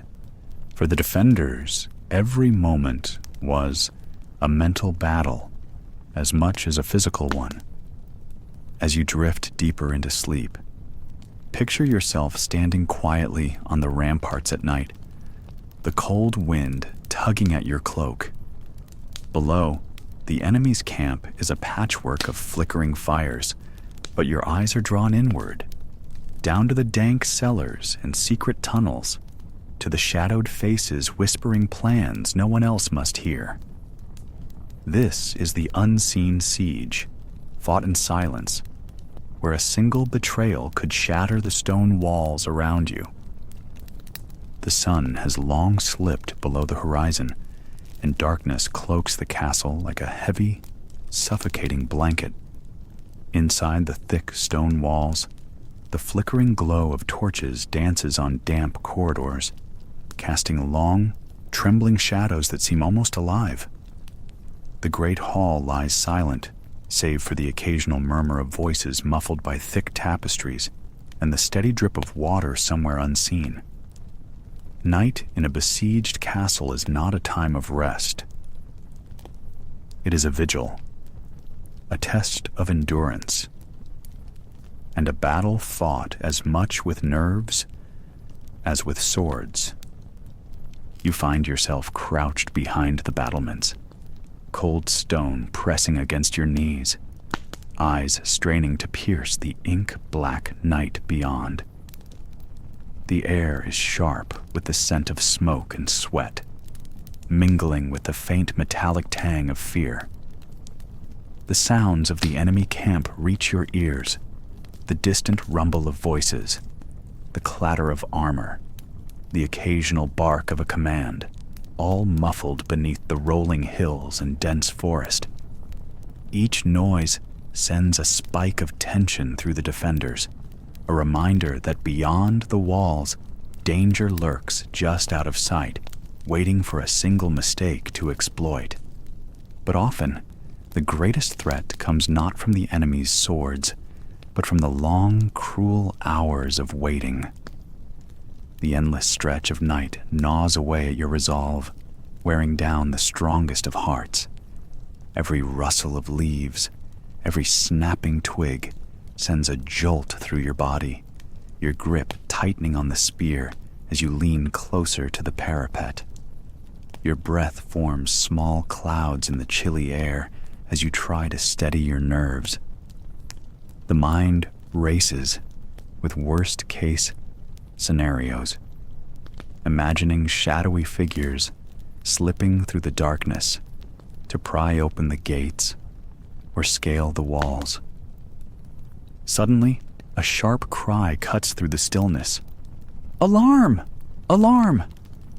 The castle erupts into motion.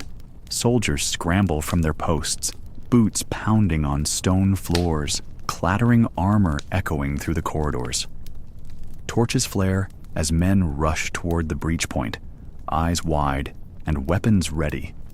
The clanging of the warning bell rings out, its sonorous toll rolling over the walls, calling every able defender to readiness. Your heart hammers in your chest as you move to your position, adrenaline surging to override the exhaustion.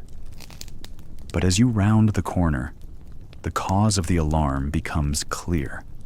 Shadows shift near the gatehouse, figures slipping back into the forest, just out of reach of torchlight. The enemy's scouts, probing for weakness, were driven off. Or perhaps it was only the wind stirring the branches. Still, no one lowers their guard. False alarms are a cruel game, and their sting is sharp. Each night brings a new wave of tension, each alarm an eruption of fear, only to dissolve into the silence of disappointment. The body aches from the sudden burst of exertion, muscles protesting, while the mind struggles to push down frustration and dread. In these moments, the siege becomes as much a battle of wills as a physical conflict. The defenders fight to stay alert, to hold their ground, while their bodies beg for rest they cannot afford. Between these bursts of terror, a quiet desperation settles. The soldiers huddle near the hearths inside the great hall, sharing meager rations of hard bread and sour wine. Whispers of home, of loved ones, drift through the smoke-filled air. Some close their eyes, stealing brief moments of sleep, even as the distant alarm bell tolls in their dreams. The castle, once a place of safety and strength, feels more like a cage. The very walls that protect become reminders of their entrapment. Outside, the enemy grows bolder as nights pass. Fires flare on the horizon, lanterns bobbing like ghosts moving closer to the walls. The attackers test the defenses with small raids, lightning-fast attempts to catch the weary guards off guard. Arrows whistle through the air, clattering against stone and wood, while cries of sentries echo back. Each raid is a reminder that no one inside the castle can afford to sleep soundly. In the darkness, secret messages slip between defenders. Scouts slip away from the safety of the walls to spy on the enemy camp, bringing back whispered rumors of new siege engines or reinforcements. The castle becomes a hive of quiet activity, a world of shadows and half-spoken words, where the line between friend and foe blurs in the gloom. Sometimes, under the cover of night, enemies attempt more daring strikes, tunnels dug beneath the walls, gates set ablaze, or ladders raised silently against the ramparts, the defenders learned to listen, not just with their ears, but with their entire bodies. Every hair standing on end, every sense alert. The slightest sound might mean the difference between life and death. You feel the weight of the night pressing on you, a physical heaviness that no bed can soothe. Eyes burn from the effort to stay awake. Limbs stiffen from hours of standing. The chill seeps deep into your bones, despite your layered garments and the crackling fire behind you. Your thoughts drift to home, to the warmth of a fire unthreatened by siege, to faces that no longer appear in your memory with sharp edges, but with soft fondness. As dawn approaches, the enemy's attacks grow more frantic. The promise of daylight brings renewed hope and renewed fear. Morning light will reveal the damage done overnight, the bodies of fallen comrades, and the battered walls. But for now, in the quiet pause before the first pale rays, you hold your ground, a silent guardian in a world that never truly sleeps. You can imagine it now. The usual sounds of the castle, the clatter of armor, the murmur of voices in the courtyard, have softened, replaced by an uneasy quiet. The summer heat is relentless, and with each passing day, the wells and cisterns that once promised relief begin to empty. Water, once taken for granted, now feels like the most precious treasure inside these walls. You move through the castle grounds slowly, feeling the dry dust rising beneath your feet.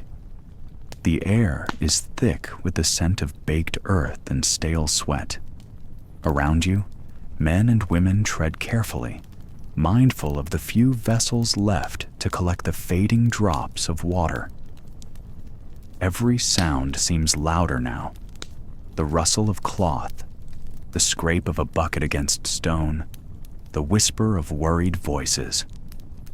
Outside the walls, the enemy waits, their siege engines looming like dark shadows against the bright sky.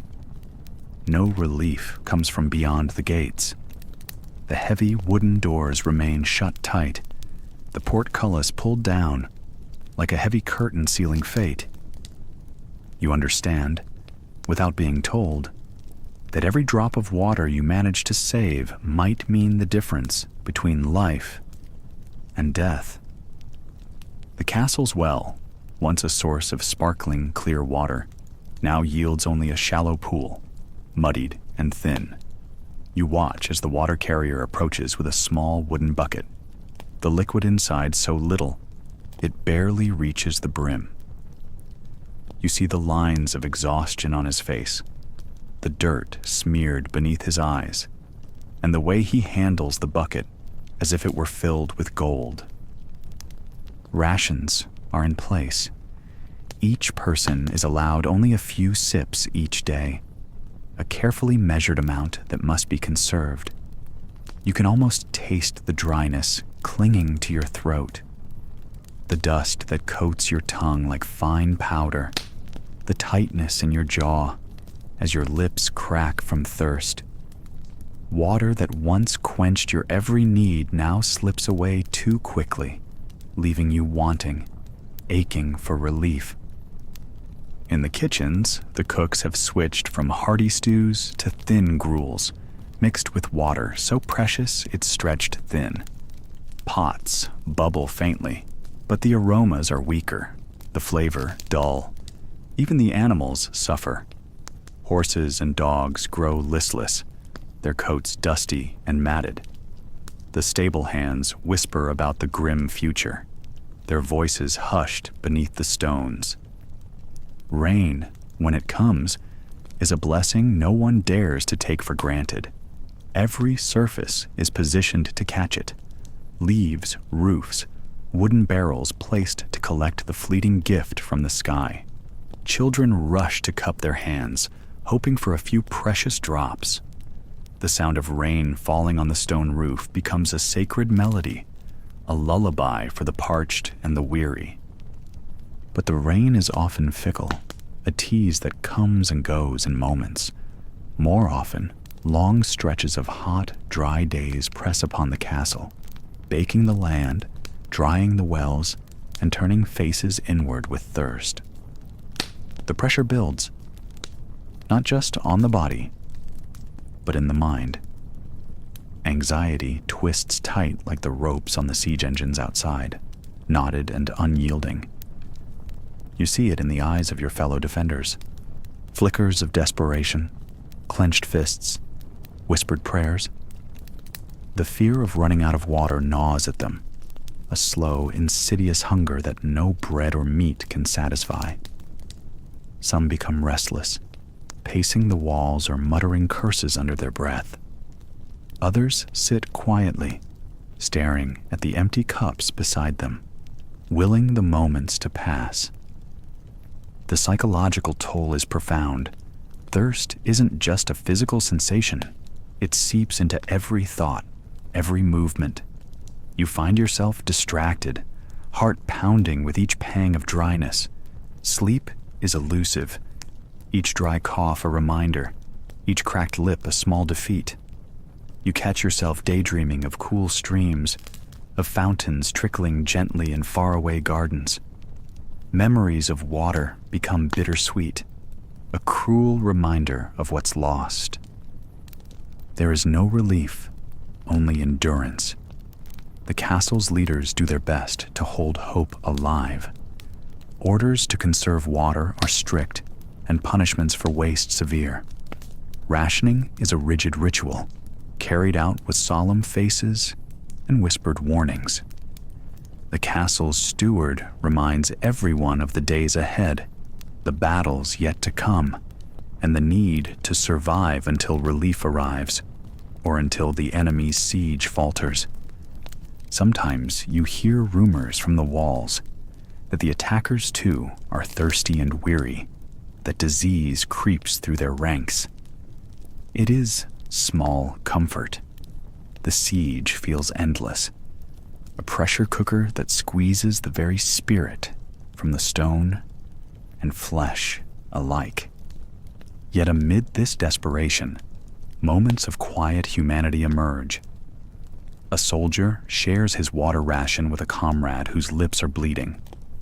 A child offers a cup to an elderly woman, her hands trembling as she drinks. These small acts of kindness are flickers of warmth in the cold tension, reminders that even in the harshest times, compassion persists. You find yourself holding on to these tiny moments, like precious jewels hidden in the dust. They sustain you just as much as the water you sip, perhaps even more. As night falls, the heat begins to fade, replaced by a cool silence, broken only by the occasional creak of wood and distant sounds of the enemy camp. You lie on the cold stone floor, feeling the ache of thirst deep in your bones. Your body is weary, but your mind races, clinging to hope. You imagine the dawn, the first light spilling over the battlements.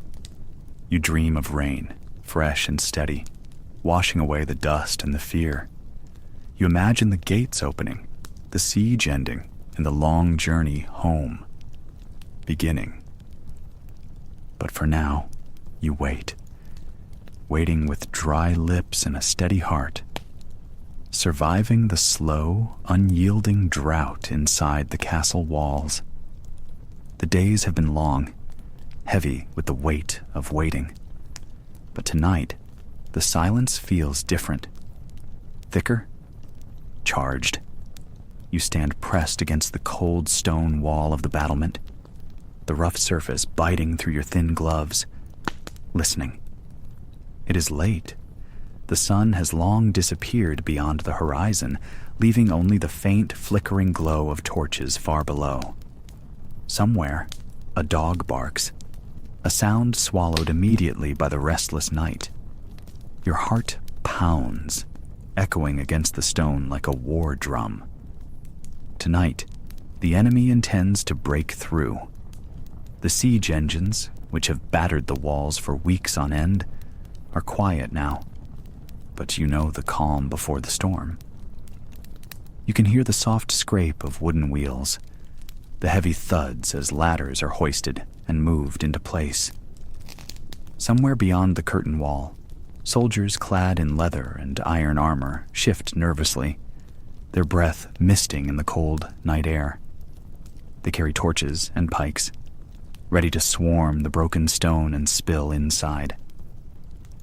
This moment, this crack in the fortress's armor, is what every defender fears, but also prepares for. The wall, your home, your refuge, has been breached. A sharp crack splits the silence, sudden and violent. The trebuchet has found its mark one last time. A section of the stone wall crumbles, tumbling downward in a cascade of dust and heavy rubble. From this gap, the enemy swarms forward. A tide of desperate, bloodied faces illuminated by the flickering light. The clang of steel meeting steel fills the air as the first attackers climb through the breach. Your hands tighten around your sword's hilt, knuckles whitening. Time slows, the world narrowing to the edge of the broken wall. Your comrades shout warnings, their voices harsh and urgent. Nearby, an archer looses an arrow, its whistling flight a brief interruption before a guttural scream rings out.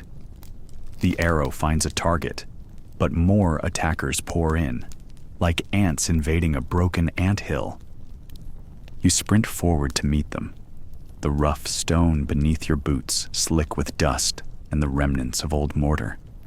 Faces flash past, grim men with mud-smeared helmets, eyes wild with hunger and fury. You swing your sword, the blade biting through air and armor.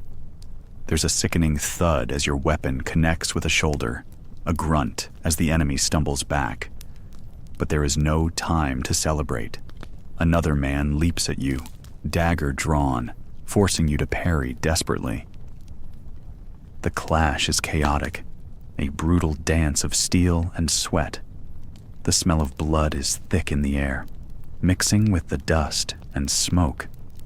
Cries of pain and rage echo across the battlements, punctuated by the metallic ring of weapons striking stone or armor.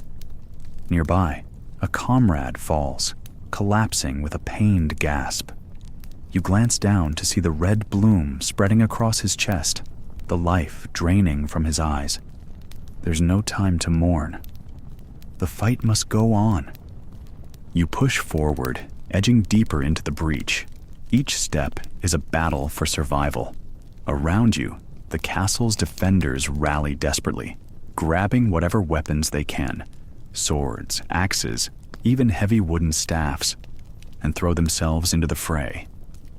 Some cling to the edge of the broken wall, trying to shove attackers back into the void, but many fall into the yawning gap below, screams lost in the shadows.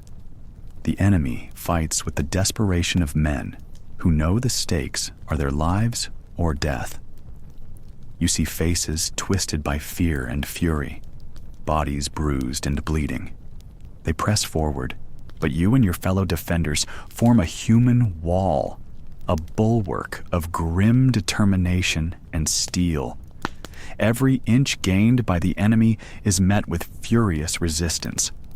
From behind, the commander's voice rings out, rallying the defenders. "Hold the breach! For the Lord and the land!" you shout, your voice hoarse but fierce. Nearby, the castle's chaplain is calling out prayers, his voice trembling yet unwavering in the chaos. There is a strange comfort in the old words, a reminder of purpose beyond mere survival.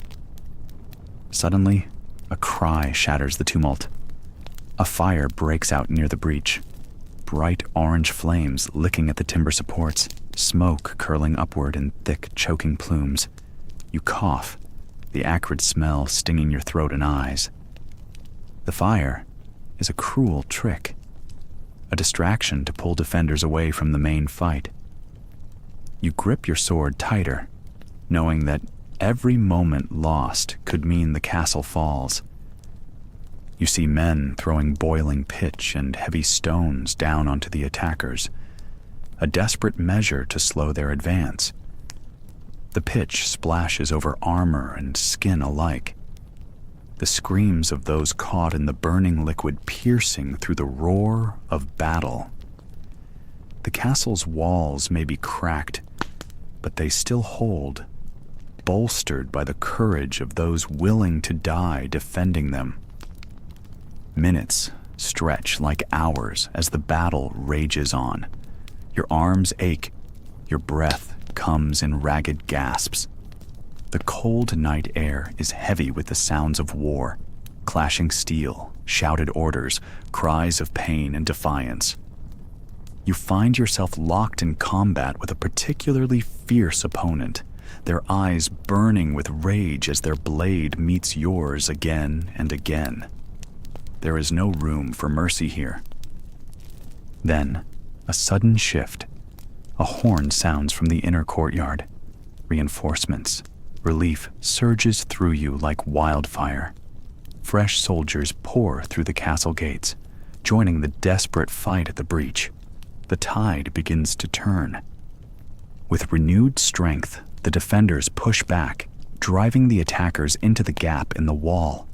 One by one, the enemy stumbles and falls, some dragged back over the rubble, others pushed into the darkness below. The breach is contained. Exhausted and bleeding, you fall back to the relative safety of the inner walls. The battle has been won for now, but the cost is clear. Around you, the dead and wounded lie scattered across the stone, their faces pale in the torchlight. The air is thick with smoke and sorrow. You lean heavily against the cold stone, the adrenaline fading and exhaustion setting in. Your hands tremble as you wipe blood and sweat from your brow. The breach is closed for tonight, but the castle's heart is battered, its walls scarred. The enemy's hatred and desperation will not fade easily, and neither can your resolve. Tonight, you have survived the breach. Tomorrow, the siege will continue. And so you breathe deeply, letting the weight of this moment settle. The castle stands. For now, the fight for survival goes on. The air inside the castle has changed. The sharp clang of steel on steel that echoed through the courtyards earlier has dulled into a muffled roar that seems to come from every corner at once. Smoke curls lazily from the shattered roof of the outer bailey, and the scent of charred wood and scorched earth clings to your clothes and skin. You don't dare look outside the broken arrow slits. The walls you once trusted have betrayed you, and the enemy presses closer with every heavy step. Now, the order has come down. The soldiers, the servants, even the women and children who had sought refuge in the outer wards must fall back, deeper into the heart of the castle, to the keep. This is the final bastion, the last refuge before everything is lost. As you move through the twisting stone corridors, your footsteps sound hollow on the worn flagstones. Torches flicker along the walls, casting long shadows that dance eerily like specters, watching your every move. The tension hangs thick in the air, almost as suffocating as the dust that chokes your lungs.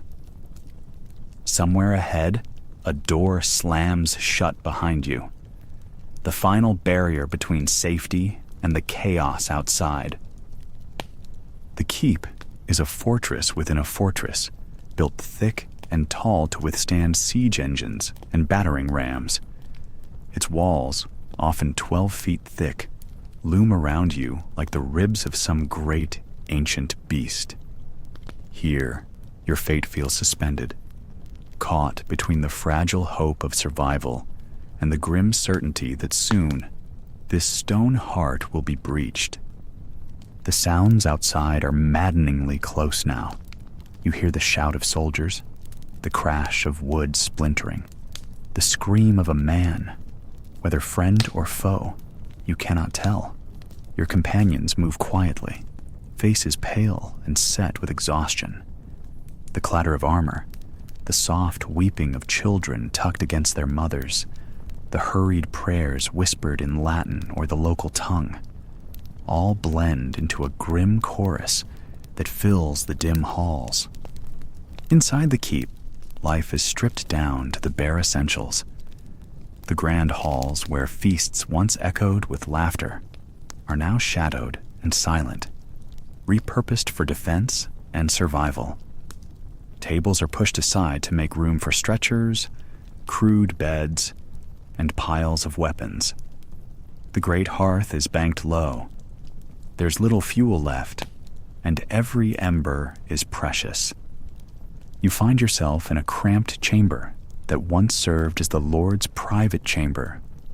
Now it houses a dozen people, soldiers with bruised faces, a handful of weary servants, and a young girl clutching a ragged doll. They all look up as you enter, eyes heavy but alert. There's no time for greetings. Everyone is too aware that the enemy is inching closer, that the walls might give way at any moment. Food is nearly gone. Rations were carefully measured from the start of the siege. Hard biscuits, salted pork, and what little dried peas remained. Now, hunger gnaws deep, a dull ache that settles into bones already bruised by fear and exhaustion. Water is scarcer still. The well within the keep has long been drawn dry, and they rely on small cisterns that collect rainwater through clever channels built into the roof. Outside these walls, the sounds of the battle swell and recede like a stormy sea. Every now and then, a distant horn blows. Whether it is a call for retreat or a signal of victory, you don't know. The uncertainty is as sharp as any blade. You try to steady your breathing, to calm the rapid beat of your heart, but the silence within the keep is almost worse than the noise without. It presses in, a heavy, waiting quiet filled with dread. Somewhere nearby, a child coughs harshly, breaking the silence briefly before it falls again. You realize that disease and desperation are as much enemies here as the invading soldiers. The close quarters breed illness, and the wounds of the fighting fester without proper care. The castle's physician, a grim figure with tired eyes, moves quietly from person to person, doing what he can with meager herbs and poultices. The cold seeps through the stone walls. Even in summer, the keep is a damp place, and the chill settles into your muscles. The rough woolen clothes you wear offer little comfort. You try to imagine warmth, the blazing hearths of the manor's great hall, the sun-drenched courtyard where children once played. But those memories feel distant, almost unreal. Through a narrow window high in the keep's wall, you glimpse the fading light of the setting sun. The sky is streaked with bruised purples and dull reds, a sky heavy with smoke and ash. Somewhere far off, the castle's banners flap limply in a still breeze, the colors dulled by dust and battle. In the cramped space, time seems to stretch endlessly. Hours pass as moments, and moments stretch into hours. Each minute feels heavy with unspoken questions. Will the walls hold? Will relief come? Or will this last refuge become a tomb? You find yourself listening to the soft breathing of those around you, the steady rise and fall of chests, the occasional shuffle of restless feet, the quiet sobbing of a woman too tired to hold back tears. There is fear here, yes, but also a fierce, stubborn hope, a will to survive, to hold out just a little longer. Some speak in hushed tones of what might happen next, of parley or surrender, of last stands and final prayers. Others remain silent, eyes fixed on the thick wooden door that seals you from the world outside. The sound of approaching footsteps, friend or foe, would break this fragile stillness. And you know that when it does, there will be no turning back. You think of the castle's builders, those long dead masons and carpenters who crafted these walls with care and pride. Their work now holds you prisoner and protector both. The keep is not just stone and mortar. It is the heart of a world on the edge of collapse, a sanctuary and a cage. Slowly, the sun sinks below the horizon and darkness settles in. The torches flicker low, casting uneven light on tired faces. You breathe in the scent of smoke, sweat, and damp stone, and close your eyes for a moment. Outside, the siege continues, relentless and unyielding. Inside the keep, you wait. You wait for dawn, for the next sound, for the fate that will come with the rising sun. In this quiet moment, the future is uncertain. But for now, you are alive, held within these ancient walls that have seen centuries pass and will see many more. You stand atop the battered walls of the castle, your eyes tracing the broken horizon where the enemy's camp stretches like a dark tide, waiting patiently for the moment you finally lower your defenses. The sounds of battle have faded, replaced by a haunting silence, a pause that feels more like the holding of a breath, waiting for something inevitable to happen. Tonight, the siege reaches its turning point. Surrender. The decision to surrender is never easy. For weeks, months, perhaps even years, this fortress has been your world, your shelter, your prison, your battleground. Its stone walls, once a proud symbol of strength, now bear scars of fire and shattered siege engines. Inside, the weary faces of your comrades reveal exhaustion deeper than mere fatigue. Hope is thin and fraying at the edges. And now, as you prepare to yield to your enemies, you find yourself facing the ultimate test of survival. Humility, submission, and the desperate prayers whispered into a sky heavy with smoke. Surrender in medieval times was far more than just waving a white flag or walking away. It was a ritual, a carefully choreographed ceremony laced with symbolism and significance. It was a moment where pride and power were put aside, if only, briefly, to plead for mercy and negotiate fate. For those within the walls, surrender meant kneeling before strangers who had shown no mercy in battle. It meant trusting that the words and promises of your conquerors would be honored. It meant confronting the fragile line between life and death. As dawn creeps across the sky, casting pale light on the battered stones beneath your feet, a white flag rises from the battlements. It is a fragile signal of peace, a tentative offering from the defenders who have given all they could. From the enemy camp below, a small party gathers, banners fluttering gently in the morning breeze. You watch as their commanders approach the gate, their armor gleaming cold and indifferent, their faces unreadable masks behind visored helmets. The castle gates creak open slowly, and you step forward, your armor heavy with wear, your heart pounding with a mixture of fear and relief. You know what is expected. The language of surrender is spoken not only in words, but in posture. Bending the knee, lowering your sword, lowering your gaze. It is a moment of vulnerability few men are prepared for. Yet you must embrace it if you hope to live. Before the enemy lord, you kneel on the cold, uneven ground. The rough stones bite into your knees, but you do not flinch. Kneeling is more than a gesture. It is a symbol of submission, a promise that you will obey the victor's terms. You lower your sword, the steel ringing softly as it strikes the stones. The clinking of chainmail and the quiet murmur of your companions behind you fade into the background. Now, your fate rests in the hands of those who once sought your destruction. The enemy lord, a figure of imposing stature, surveys you with eyes sharp and calculating. His voice breaks the silence, clear and commanding.